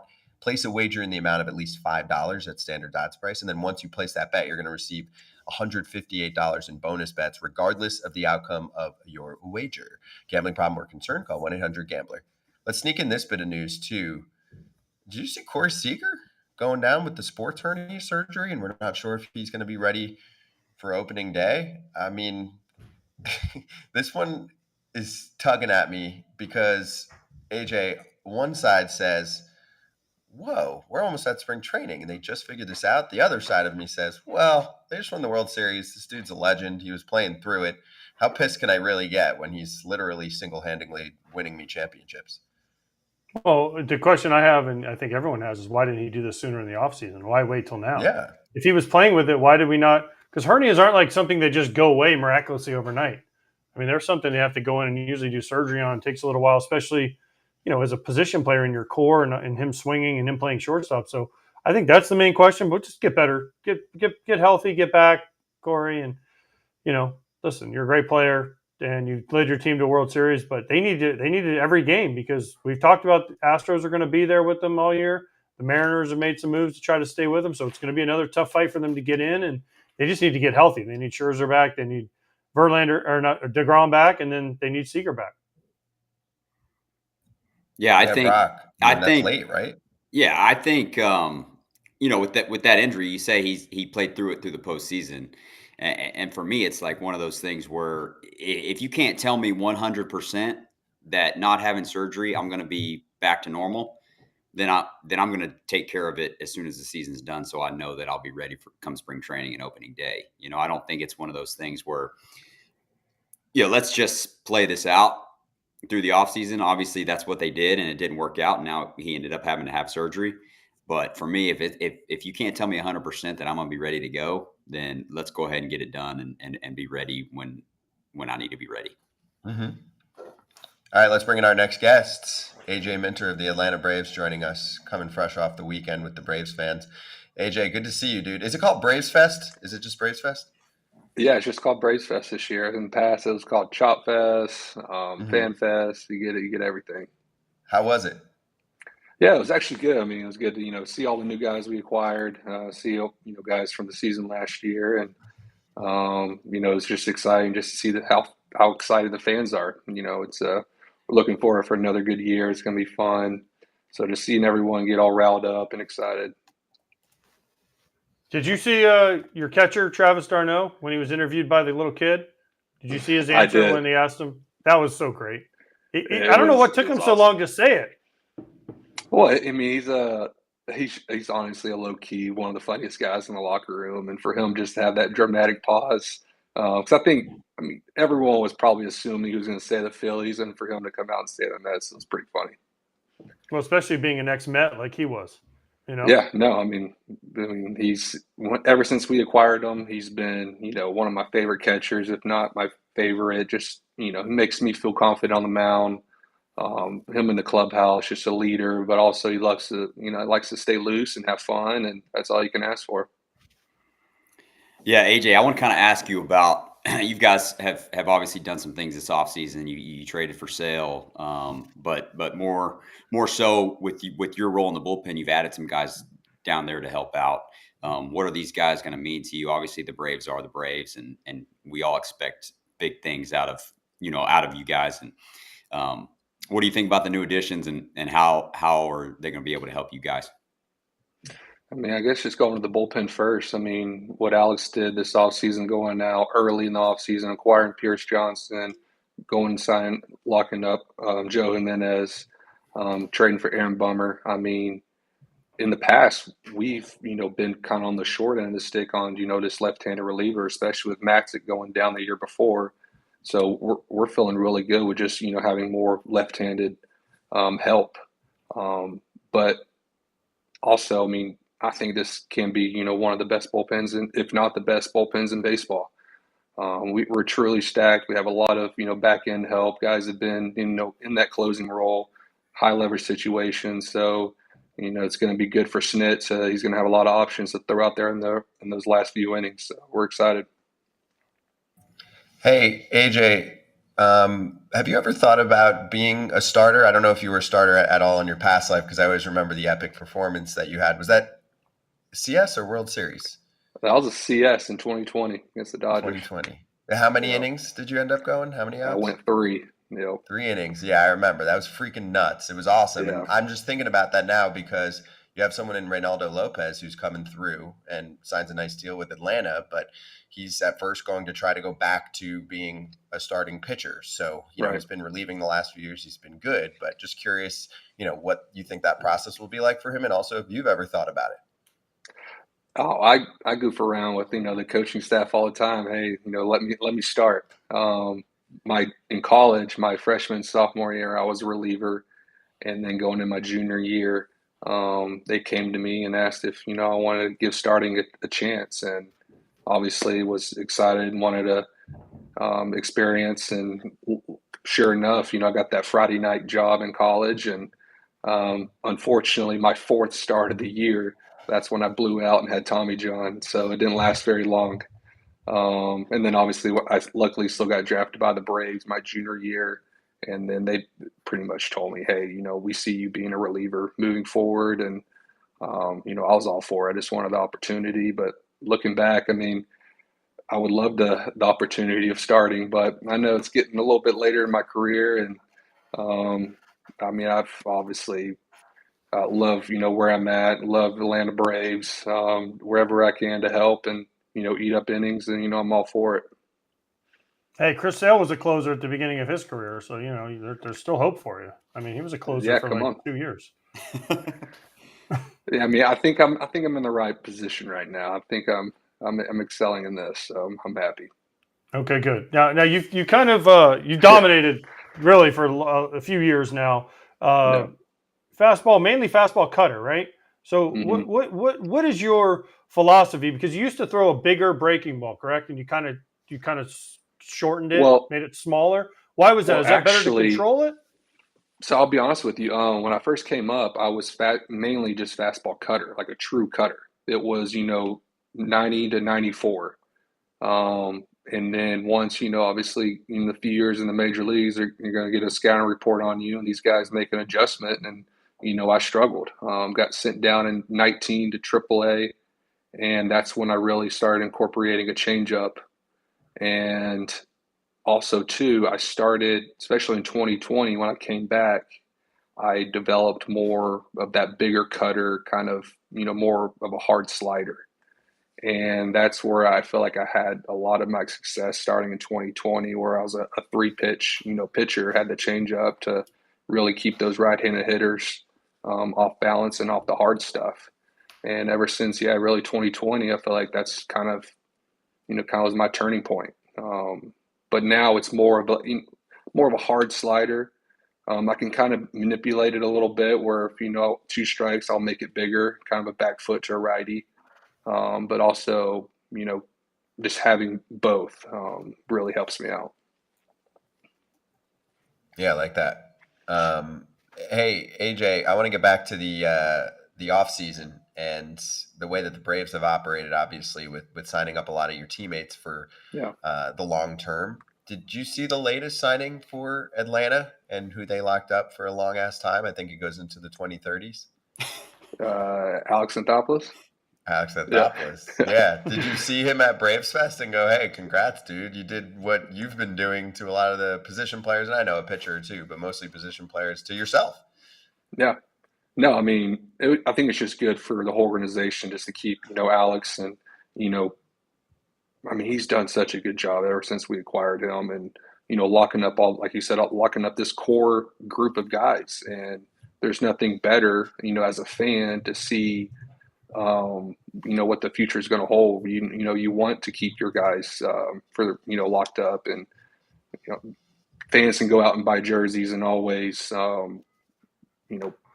expect those guys to be back next year. So for Alex, get an extension, just to what he's been able to do for the future, and just get to be able to see that throughout. So we're excited for him. He's done an unbelievable job, and for him to always just kind of acquire guys, he puts character first, and for him to bring guys in with good teammates, that's his first priority. And we take a lot of pride on just having good guys in the locker room and being good teammates, and it speaks volume. Pierzynski, can I get some player perspective on this? So, you know how Ohtani has in his contract, if Andrew Freeman or the owner leaves, then he can leave too. So it feels like Anthopoulos is well liked on that front. I mean, are there certain GMs, obviously, AJ, you've been with the Braves a while now, but are there certain GMs where some players are like, oh, dude, my GM's awesome, right? Like he comes in the clubhouse at the right times. He's really upfront with me. And then other guys where they're like, I've never spoken to him or he's a douche. 100%. 100%. I mean, different guys are, different strokes for different folks, right? Every team is different. Every team has different dynamics. And GMs change by year too. I think AJ Minter will tell you down below here. It's so weird for me to say AJ, by the way, when I'm not talking. Yeah. That's why I said person, Pierzynski. I know it's just odd to me. Like I'm like, oh man, but yeah, I think GMs change by year. If you're having a good year, the GMs try to stay out of it, and if your team's not doing very well, every once in a while, a GM will come in there and yell at you. So I don't see Alex Anthopoulos being like that at all because heck, the Braves are good every year now. So, but yeah, GMs change just like managers change, just like players change, just like everyone, and it's a feel it out game. And Alex seems like he's doing one of the best jobs there is in baseball right now. Yeah, AJ, have you had a lot of interactions with him? Do you talk to the front office frequently? Is it like that there? Yeah, no, I feel like it's really close. Alex and all the front office guys, they'll come down for the games and, eat lunch with us, eat dinner with us. And a lot of them sit in on our scouting report meetings, our pitchers meetings, our hitters meetings. So they're fully engaged, and that's all you can ask for in the front office. And we treat them just like, they're one of our teammates. We're all striving for one goal and to win a World Series, and they're a big reason for it. Yeah, AJ. I got this jersey right behind me. Sale, Yeah. my man. You got him, dude. He's one of my favorite teammates I've ever had. Have you had a chance to speak with him? Was he at Braves Fest? Mm-hmm. What do you look forward to? I mean, being a left-handed pitcher, obviously he's starter, your reliever, but you can pick his brain. He's been through it and been doing it for a long time. But have you had a chance to speak with him? And if you haven't, dude, you're gonna love him. Yeah, no, I hear great things about him. Obviously got to meet him during Braves Fest, and man, when he's on, he's one of the nastiest pitchers in baseball. And for him, I think he's just going to bring so much more in the clubhouse. He has that dog in him. And I think that's honestly, I spoke on, we have such really good guys in the locker room. And I think we need a little bit of that FU mentality. And I think Chris is going to bring that. I think that's, one thing we've kind of, looking back these past two seasons, man, we've obviously been one of the best teams in baseball, but, I think we hold ourselves to such a high standard, and it's World Series for bus. And we get everyone's best shot going into each team. And I think we're just missing that little bit of fire. So I think, bringing in Sale, it's going to bring that fire, and, obviously hear great things about him. So we're excited for him. He may break a few TVs. Just beware. Beware. I love it. I've seen him break a few TVs, a water, refrigerator water machine. One of my best memorabilia is a bat that he slammed into the dude. But he's, like you said, man, he brings that fire. He's going to give it to you. He wants the ball every time, and he doesn't want you to take it from him. One of my favorite teammates. I'm pumped for him. I hope that he can stay healthy, and he's going to help you guys a lot. Yeah, can't wait. So, hey, do you think he can help you guys? Because last 2 years, you guys were favored after 21. You guys won 22, 23. You go into the postseason rolling. You ran into the Phillies, and they beat you the last 2 years. What's the mentality going into spring training? Because, unless something crazy happens, you guys are going to be in the postseason. And we all know you want to win a World Series, but how do you get over? I never thought I'd say this, the Phillies hump. Mm-hmm. No, especially the past 2 seasons, looking back at it, we can sit here and make excuses and what happened, and you just got to get in the postseason. You got to get in the dance, because any team can win. It's baseball, and we were obviously very disappointed in the outcome, because we have been one of the best teams in baseball, if not the best, the past 2 seasons. And for us to go in and lose the first series in the divisional round, and it hurts, because we lost obviously both years to the Phillies. But I think we take pride on winning the division every year, because that's very hard to do, especially in a tough division we have. And for us to just come in, and you just got to get into the postseason. Obviously, the expectations, like I said, was to, make it and win the World Series, and we fell short of that. But you just got to get in, and we're obviously full expectations of getting in again this year and winning the division and getting home field advantage, and because we all know going into Philly, it's a hostile environment, and the fans really they embrace that mentality, and I feel like it rubs off on their players, and nothing but respect for the Phillies. They're obviously a great team, and but I know we can. We've proven we can beat them, and hopefully we can see them again in that first round, because that's what you want. You got to go through the best to be the best, and the Phillies have gotten us the past 2 years. Do you guys feel like you're being overlooked this offseason? Because you guys have a great team. Oh wait, Pierzynski. I think your mic's messed up. That sounded good. That did not sound great. Hold on. Yeah, you sounded like an alien. Oh, you lost your mic. Nope. Hold on. We're going to reset your link, dude. 1 sec. Sorry. Resetting. You sound like an alien. Sorry, dude. I had to stop you. I know. All right. Exactly. Hey, AJ, just go ahead and answer the question, will you? That's another question. Yeah, what did he ask? I have no idea. Yeah. I actually have an idea of what he was saying. No, you're still back. We got to reset his link. Get him out of here. Okay. He'll come back in a sec. A lot of people obviously are talking about the Dodgers this offseason. It's no secret what they've been up to. Do you feel like, as a member of the Braves for a while now, and what you guys have done damage-wise in the league, that the Braves actually could be overlooked a bit? There's a lot of people that are like, oh, it's unfair. They're getting everybody this offseason. Just book it. They're a World Series team. And you're on, obviously, the team that many people thought would win this past season, but pretty much the same dudes coming back plus more. There isn't a reason to believe that, we can be better than we were last year. And that's saying a lot, because, we did set a lot of records last year, especially on the offensive side. But yeah, I mean, money doesn't buy wins. Obviously, the Dodgers are a great team. They expect to be right there in the postseason this year, and they went out and got some really good players. But we've seen it before. I mean, not to pick on the Mets, but, money is not going to buy you, a World Series. Not going to buy you a division champ. It takes a lot more. It takes, guys all pulling together in the clubhouse. Like I said, you got to have, just good camaraderie, good teammates. And I mean, I think that's what separates us from other teams. It's more of we treat each other like family. We're all striving, to help each other. And I think that this is, we're the pedestal of, organizations. I mean, what we do here is truly special, and just can't wait to get the season going. And I'm sure, like you said, we're gonna see the Dodgers and some other teams down the line. All right, AJ, you just said that you think you might be able to be better this coming year than you were last year. I would suggest not doing that. Don't be as good. Okay. So you're not clinching with still a month and a half left to go in the season.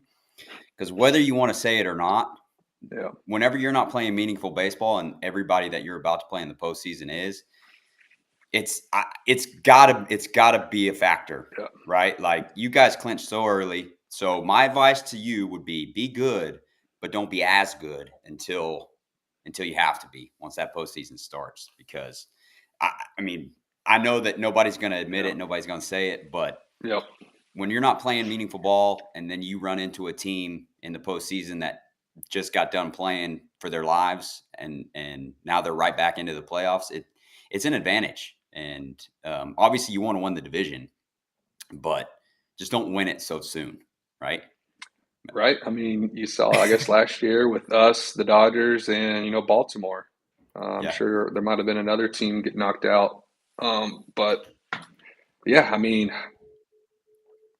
like you said, you're never going to hear an excuse from us.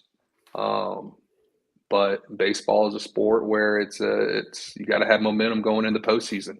We saw that for us in 2021 when we won the World Series. We were a sub 500 team, and we got hot that the last 2 months of the season, and it carried over into the postseason. And I think we had a 0.03 chance of winning the World Series at one point, and we flipped the script, and it's not the best team that always wins. It's the team that plays the best, and I think that's the mentality we need to keep in mind. And it showed up, it bit us in the butt last year, the past 2 seasons. So But we're just looking forward for another good season. And, man, we have such a good team and a lot to look forward to. So, we're excited to get down to Florida. Okay. Brock, AJ, I hate that excuse. I hate the excuse. I hate it. I hate it. And it wasn't you. It wasn't. No, it wasn't you. It wasn't this guy. Okay, it wasn't him. It was Brock. Oh, we had too much time off. No, I'm saying that dude. If you're playing against a team that's been fighting for their lives for the last month of the season, they're playing meaningful baseball, and you're just coasting to the end, and then you've got a week and a half, 2-week layoff while the other team's playing in the wild card game. Like, baseball is a game where you gotta play.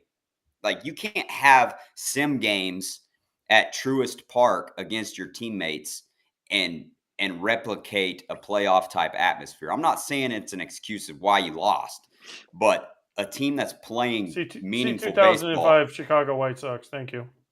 What'd you say? See the 2005 Chicago White Sox. Thank you. Well, okay.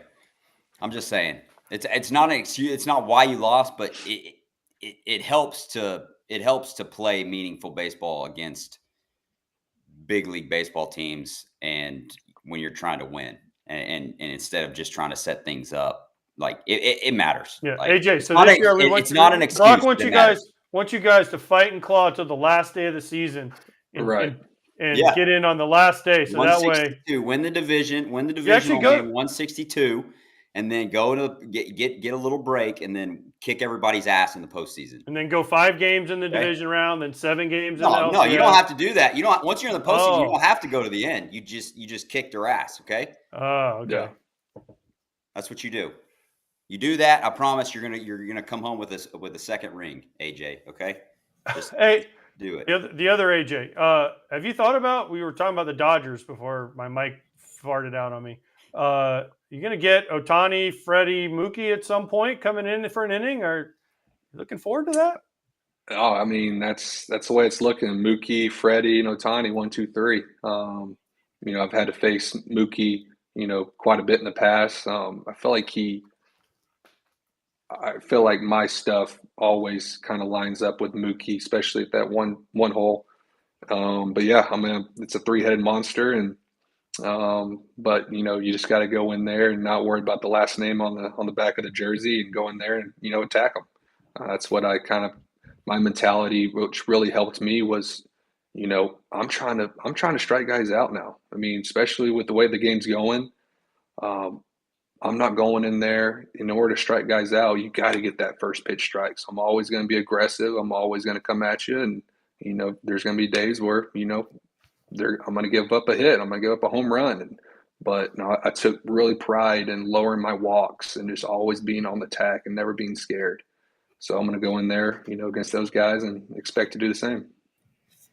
I like it. I got one more for you, AJ. It's a fan question here from Mike. He said, AJ Minter is top 25 in games pitched for qualifying relievers. What does it take to maintain your arm throughout the season? What does your arm feel like the first few weeks after the season ends? I always take off probably about till December 1st, and that's when I'll start, picking up a baseball again and playing catch.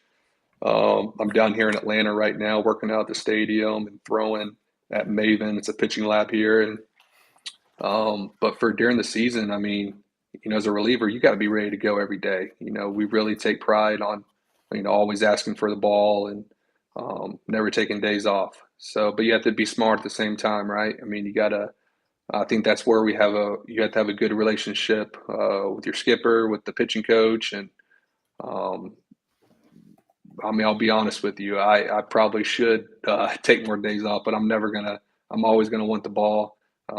As a reliever, you're always gonna be, something's gonna be, sore. I always tell people, out of the 70 games I pitch in a season, probably only 10 of those games I actually feel 100% fresh.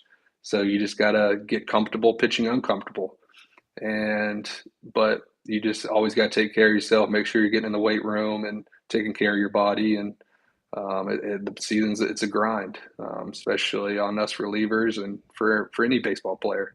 So just taking care of your body and making sure you're being honest with yourself. Oh, AJ, you're doing it right, man. Keep it up. Have fun. Obviously, we should see you in spring training. So, AJ, Yeah, come on. Pierzynski and me are doing a little Florida tour. So, Perfect. AJ, let's get the AJP. What's the approximate Google Maps from here to there? A little over 2 hours to Northport from where I am. Okay, cool. Well, AJ, we'll see. If they were still at Disney, we could walk. Yeah, exactly. But No, I think I'm glad AJ Minter will tell you he's happy in his new spot. No, Yes, 100%. Definitely. A little better. Yeah, exactly. You can save the Mickey Mouse ears for another time. But AJ Minter, great to see you, man. Appreciate the time, and we'll see you in spring training in a little bit. Awesome, guys. Thanks for having me on. Thank you, get him, AJ Minter of the Atlanta Braves, joining us on FT Live. And actually, we're going to talk to Andy Koska from the Baltimore Banter coming up in a minute or two about the Orioles sale. So being that we'll do that and then basically go right to slap hands, I did have one fan question on Twitter that I promised I'd bring up. Okay. So Sam, who watches the show pretty frequently, responded to one of the comments yesterday about the Orioles sale and said, Steve Cohen has, quote, spent more than the bad owner he replaced. How's that worked out thus far? And I basically said, I think there's too many words for me to type to respond to that, but that I would bring it on to the show because AJ, you're not always going to freaking put dubs together. And Steve Cohen obviously is learning how to win in Major League Baseball. But I think any Mets fan would be like, yeah, I'm thrilled with this new group. They care, they're trying, they're transparent. There's less BS. Obviously, there's been a lot of drama around the Mets franchise, especially over the past 10 to 15 years. I think people also don't realize it's like you have hundreds of people working in an organization. A new group takes over. They don't just fire everyone. They have to slowly but surely kind of evaluate and get the franchise back to some respect. So I don't know. For me personally, I grew up in the New York area. I know a lot of Mets fans. I think it is night and day between the last group and this group. I'd much rather have my owner try. That's it. It's that simple. They That's try. it. They I mean, care. they They might bring not the always Mets get it back. right, Yeah. but at least you know. At least you know he's trying. I mean, would you rather have Brock's Red Sox group right now that's going full throttle and hasn't signed anybody? I would rather have someone that's going full throttle and signing people and giving us an opportunity to win more baseball games. Whether we do or not, that's played out on the field. But like you said, AJ, I'd rather have an owner that's trying to put a winning product on the field than opposed to not. Right. They're even doing the small things. The Wilpons weren't keeping in touch with most of the former Mets greats. I mean, they brought a lot of them back. It's just top to bottom. I mean, you could write a freaking book already about the last few years compared to the past. Yes, they've had a little bit of winning. I mean, they made it to the playoffs. They were, 100-win team a couple years ago, and then it came crashing down last year. But, I mean, pretty sure they're going to be in a good spot and be spending a lot again next offseason too. They went for Yamamoto. So just keep all that in mind. And let's bring that into our combo with Andy Koska right now from the Baltimore Banner. So Andy, are you doing this? Or are you witnessing this in Baltimore right now? Everyone just with a collective clap and saying, so when does this start? Can this start tomorrow so we can try and bring on a Blake Snell or Jordan Montgomery for the Orioles? Yeah, I think fans are very excited, and I think they get ahead of themselves a little bit with when the spending actually comes about. This is a huge deal. It'll take, it could take a little while before something is finalized. It needs to be, first off, neither Rubenstein or the Angelos family has publicly announced this deal, so it's still in the sources stage that we've reported. It also needs to be approved by the rest of the MLB owners. So it'll take a little while. We don't know the exact timeline on when that is. But when it does happen, fans I know are very excited about the possibility. I mean, when you have three billionaires team up to buy a team, you imagine the spending power is fairly large and could, reading tea leaves, I mean, it could change the outlook of what the Orioles tend to do in an offseason. Can you document some of the lowlights recently from this ownership group? And when I say that, I'm primarily talking about John Angelos, just for people to realize how much things will change or how low the bar has been set lately by some of the actions that he's done, and also just spending as if they are, one of the 3 or 4 kind of most broke teams in baseball when we know that's not the case. Yeah, well, I don't want to, put too much dirt on top of John Angelos, considering, I mean, he brought in Mike Elias, and that was a phenomenal hire. He got out of the way. He let Mike burn the team down and then bring it back up, and has committed to Dominican Republic Academy for international scouting. So there has been things behind the scene John Angelos really invested in. One of those things was not the major league payroll, as you mentioned. For a couple of years now, it's been Baltimore, Oakland, Pittsburgh among the lowest payrolls in the league. That has also helped in a way, with the losing, getting Adley Rutschman, Jackson Holliday, Gunnar Henderson. So it naturally is a little bit of a double-sided coin, as anything is. But I think they're at a stage right now where you have all these young guys coming through, and there was a New York Times interview with John Angelos, the chairman and CEO.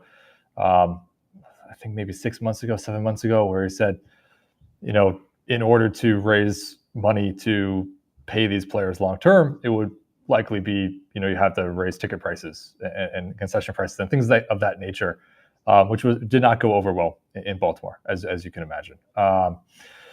So this, again, we don't necessarily know, but you're rejuvenating a partnership group in Baltimore with some big names. I mean, including, a legend like Cal Ripken Jr. Joining the ranks in whatever, probably a very small role, but just having somebody of that presence as part of an ownership group is a big deal. And, maybe next offseason they go full throttle. Right now, it's been a pretty quiet offseason for the Orioles, and Craig Kimbrell's the big addition. That Mike Elias has consistently said they want a starting pitcher, a top end starting pitcher.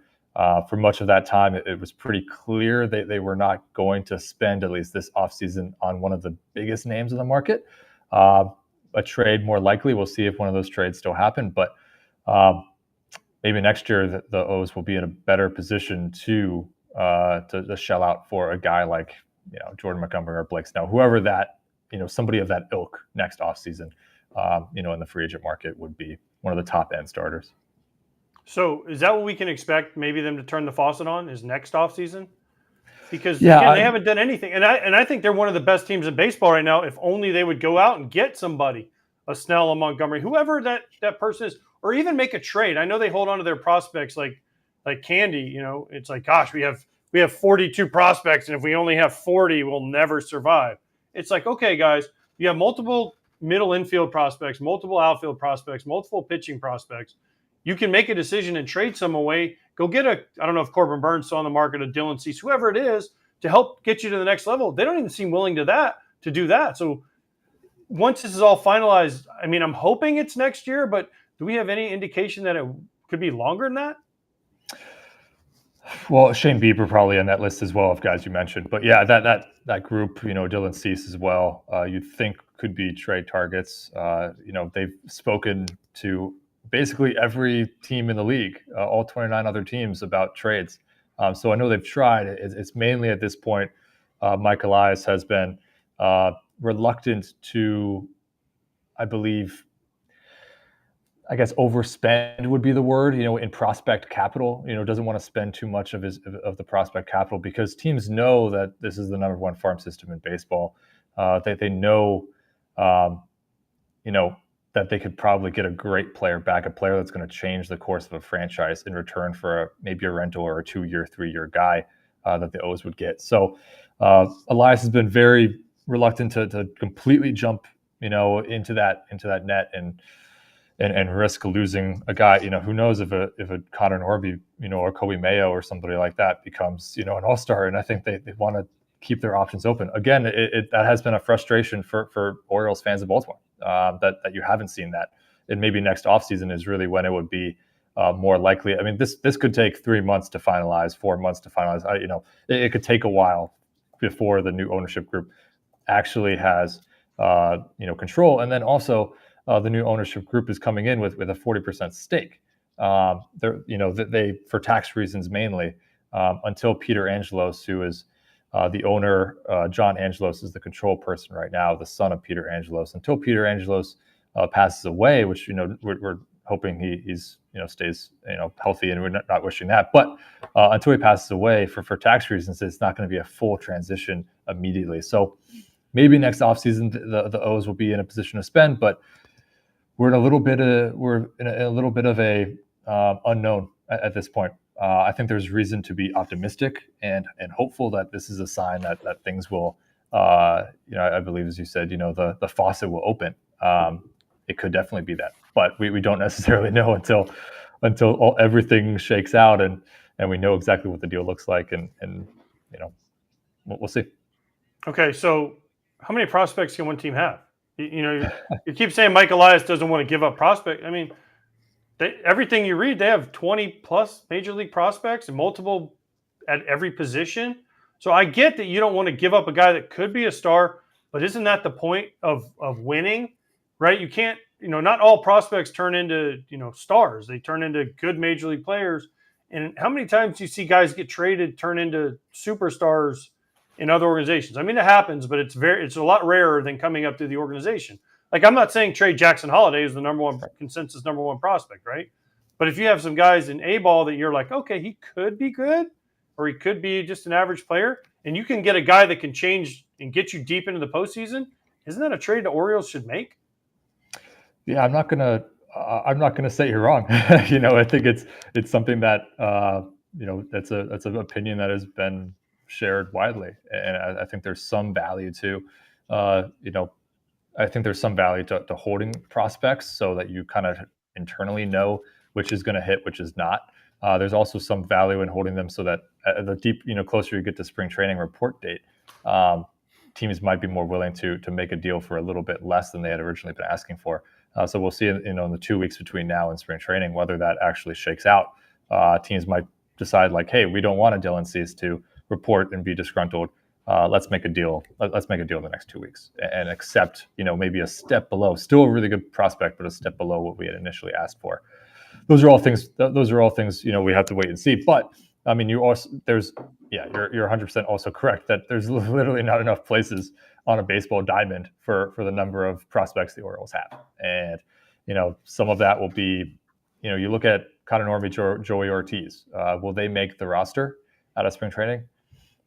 We'll see. I mean, it's really competitive because you also have Gunnar Henderson, you have Jackson Holliday, you have Kobe Mayo. You have a glut of infield prospects that fit in with. You also have returners, Ryan Mountcastle and Ryan O'Hearn and Ramon Arias and Jorge Mateo. You have a lot of prospects and too few positions to play them. Same thing in the outfield with Heston Kjerstad, a power hitting corner bat.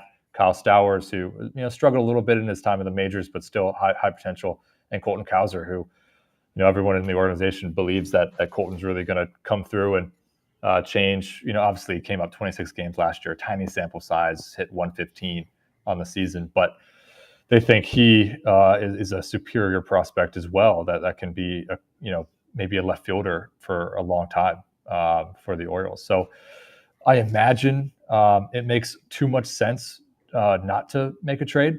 So I imagine a trade will happen, but the O's are holding those cards close to their chest. They're waiting for a price that they are more willing to say yes to. And I would be shocked though if they didn't move some of these prospects at some point, because I mean, you can't play them all. All right, so let's finish with this. Can you see a scenario where things kind of fall apart for this team this coming season, or is it hard to see that when you witness what else is going on around the division? Obviously, the Red Sox have been, for the most part, a joke and look like the last place team again. But besides that, it's pretty competitive amongst those four teams. So can you see a world where, hey, they won a lot of tight games with Felix Bautista. Maybe they're not getting that with Craig Kimbrell. Maybe a player or two or quite a few take a step back with a sophomore slump? Or is it hard to imagine that Baltimore is not, 1 or 2 in the division and 95 plus dubs? I could see a step back. I don't think it's going to be a major step back. Maybe they don't break the 100 win mark, but somewhere in the 87 to 90 win mark, it would still be obviously still a step back, but still a good season at the same time. But there is some fragility here. You can never have too much pitching, and if the team goes into the season with the same amount of starting pitchers they have right now, one injury to a key starter could really hinder them down the stretch. They don't have that much starting pitching depth, as you mentioned, without Felix Bautista. I mean, Felix was probably the best closer in the game last year. That injury really hurts, and you don't know exactly what Craig Kimbrell is going to look like. Obviously, probably Hall of Fame resume for a closer, but it is not at his peak. And there were other issues in the bullpen last year that hit and miss guys.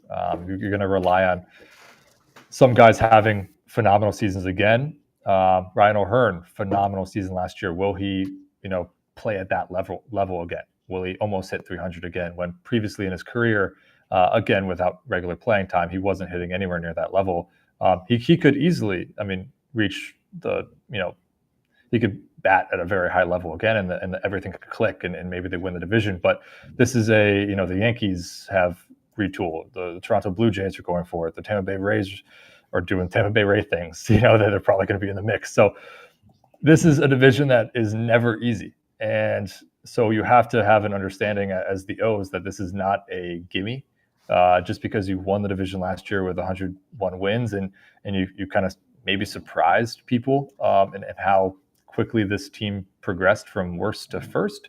I could definitely imagine that, in a wrong injury here or there, a slump here or there for the wrong guy could push this team more into a wild card territory.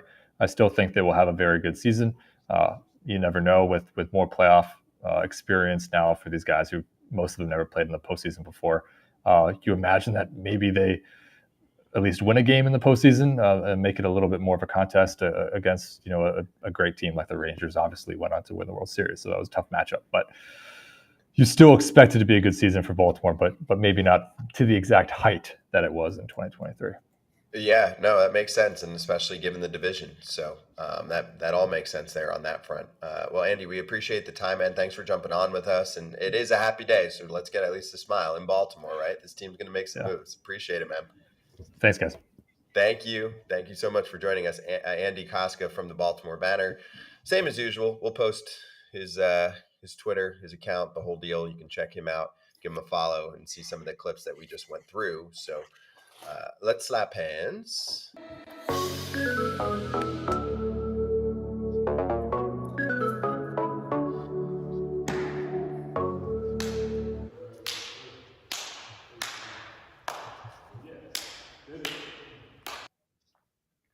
Here we go. Big one tomorrow. So we've got Lance Lynn coming back strong to join us before he gets. Are you going to hang out with him, by the way, before he gets to Jupiter? Am I? Yeah, well, when he's down in Jupiter, you can. I'll shoot him a text and see if he can fit me into his busy schedule of giving up homers. So we'll see. And not going on road trips. He was already also true. Also true. Yes. He's not going on road trips. For more on the Orioles story, we are going to bring on John Orand, who works for Puck. He used to work at SBJ. He broke the story yesterday about Baltimore, so we'll get some more insight from him. We can ask him some of those more intricate questions too about when he thinks the new dudes are going to take over as the owners of the team and when they can start making moves there. And Mike Monaco will join us too, play-by-play. He does some Red Sox games. He does a number of baseball gigs. Todd Father knows him, but that includes some Red Sox action. So we'll get his take on where the Red Sox are at. I think he's called some White Sox games in the past too. He was the guy a lot of people thought was going to be the new voice of the White Sox after Benedict Arnold does. Maybe it wasn't there. That's why Benetti left. That's why Benetti left. Got to pay the men or women if they're worth it. Got to pay them. Got to pay those freaking play-by-play broadcasters. They're good. And the analysts. Let's not forget about paying the analysts, Scott. Okay. Pay the broadcasters. Period. Pay everybody. Yeah. Pay everybody. Pay everyone. Yes, exactly. Brock Star, your star. Thanks for joining us, dude. By the way, Brock, is that your Pirates jersey? Yeah, this is mine. I have yet to get it framed, so it's just been in the closet. I wore it because I wore it for Rowdy Tellez today. But I love it. Yeah, that's the old school. That's the first big league jersey right there. The Pirates. It's beautiful. I think you weren't- should have one available just whenever you need to just kind of bring it out and wear it, and just There reminisce. you go. We weren't very good back then either. Not much has changed, dude. Yep. Unfortunately, not much has changed. All right, we'll see everyone on Thursday. Later.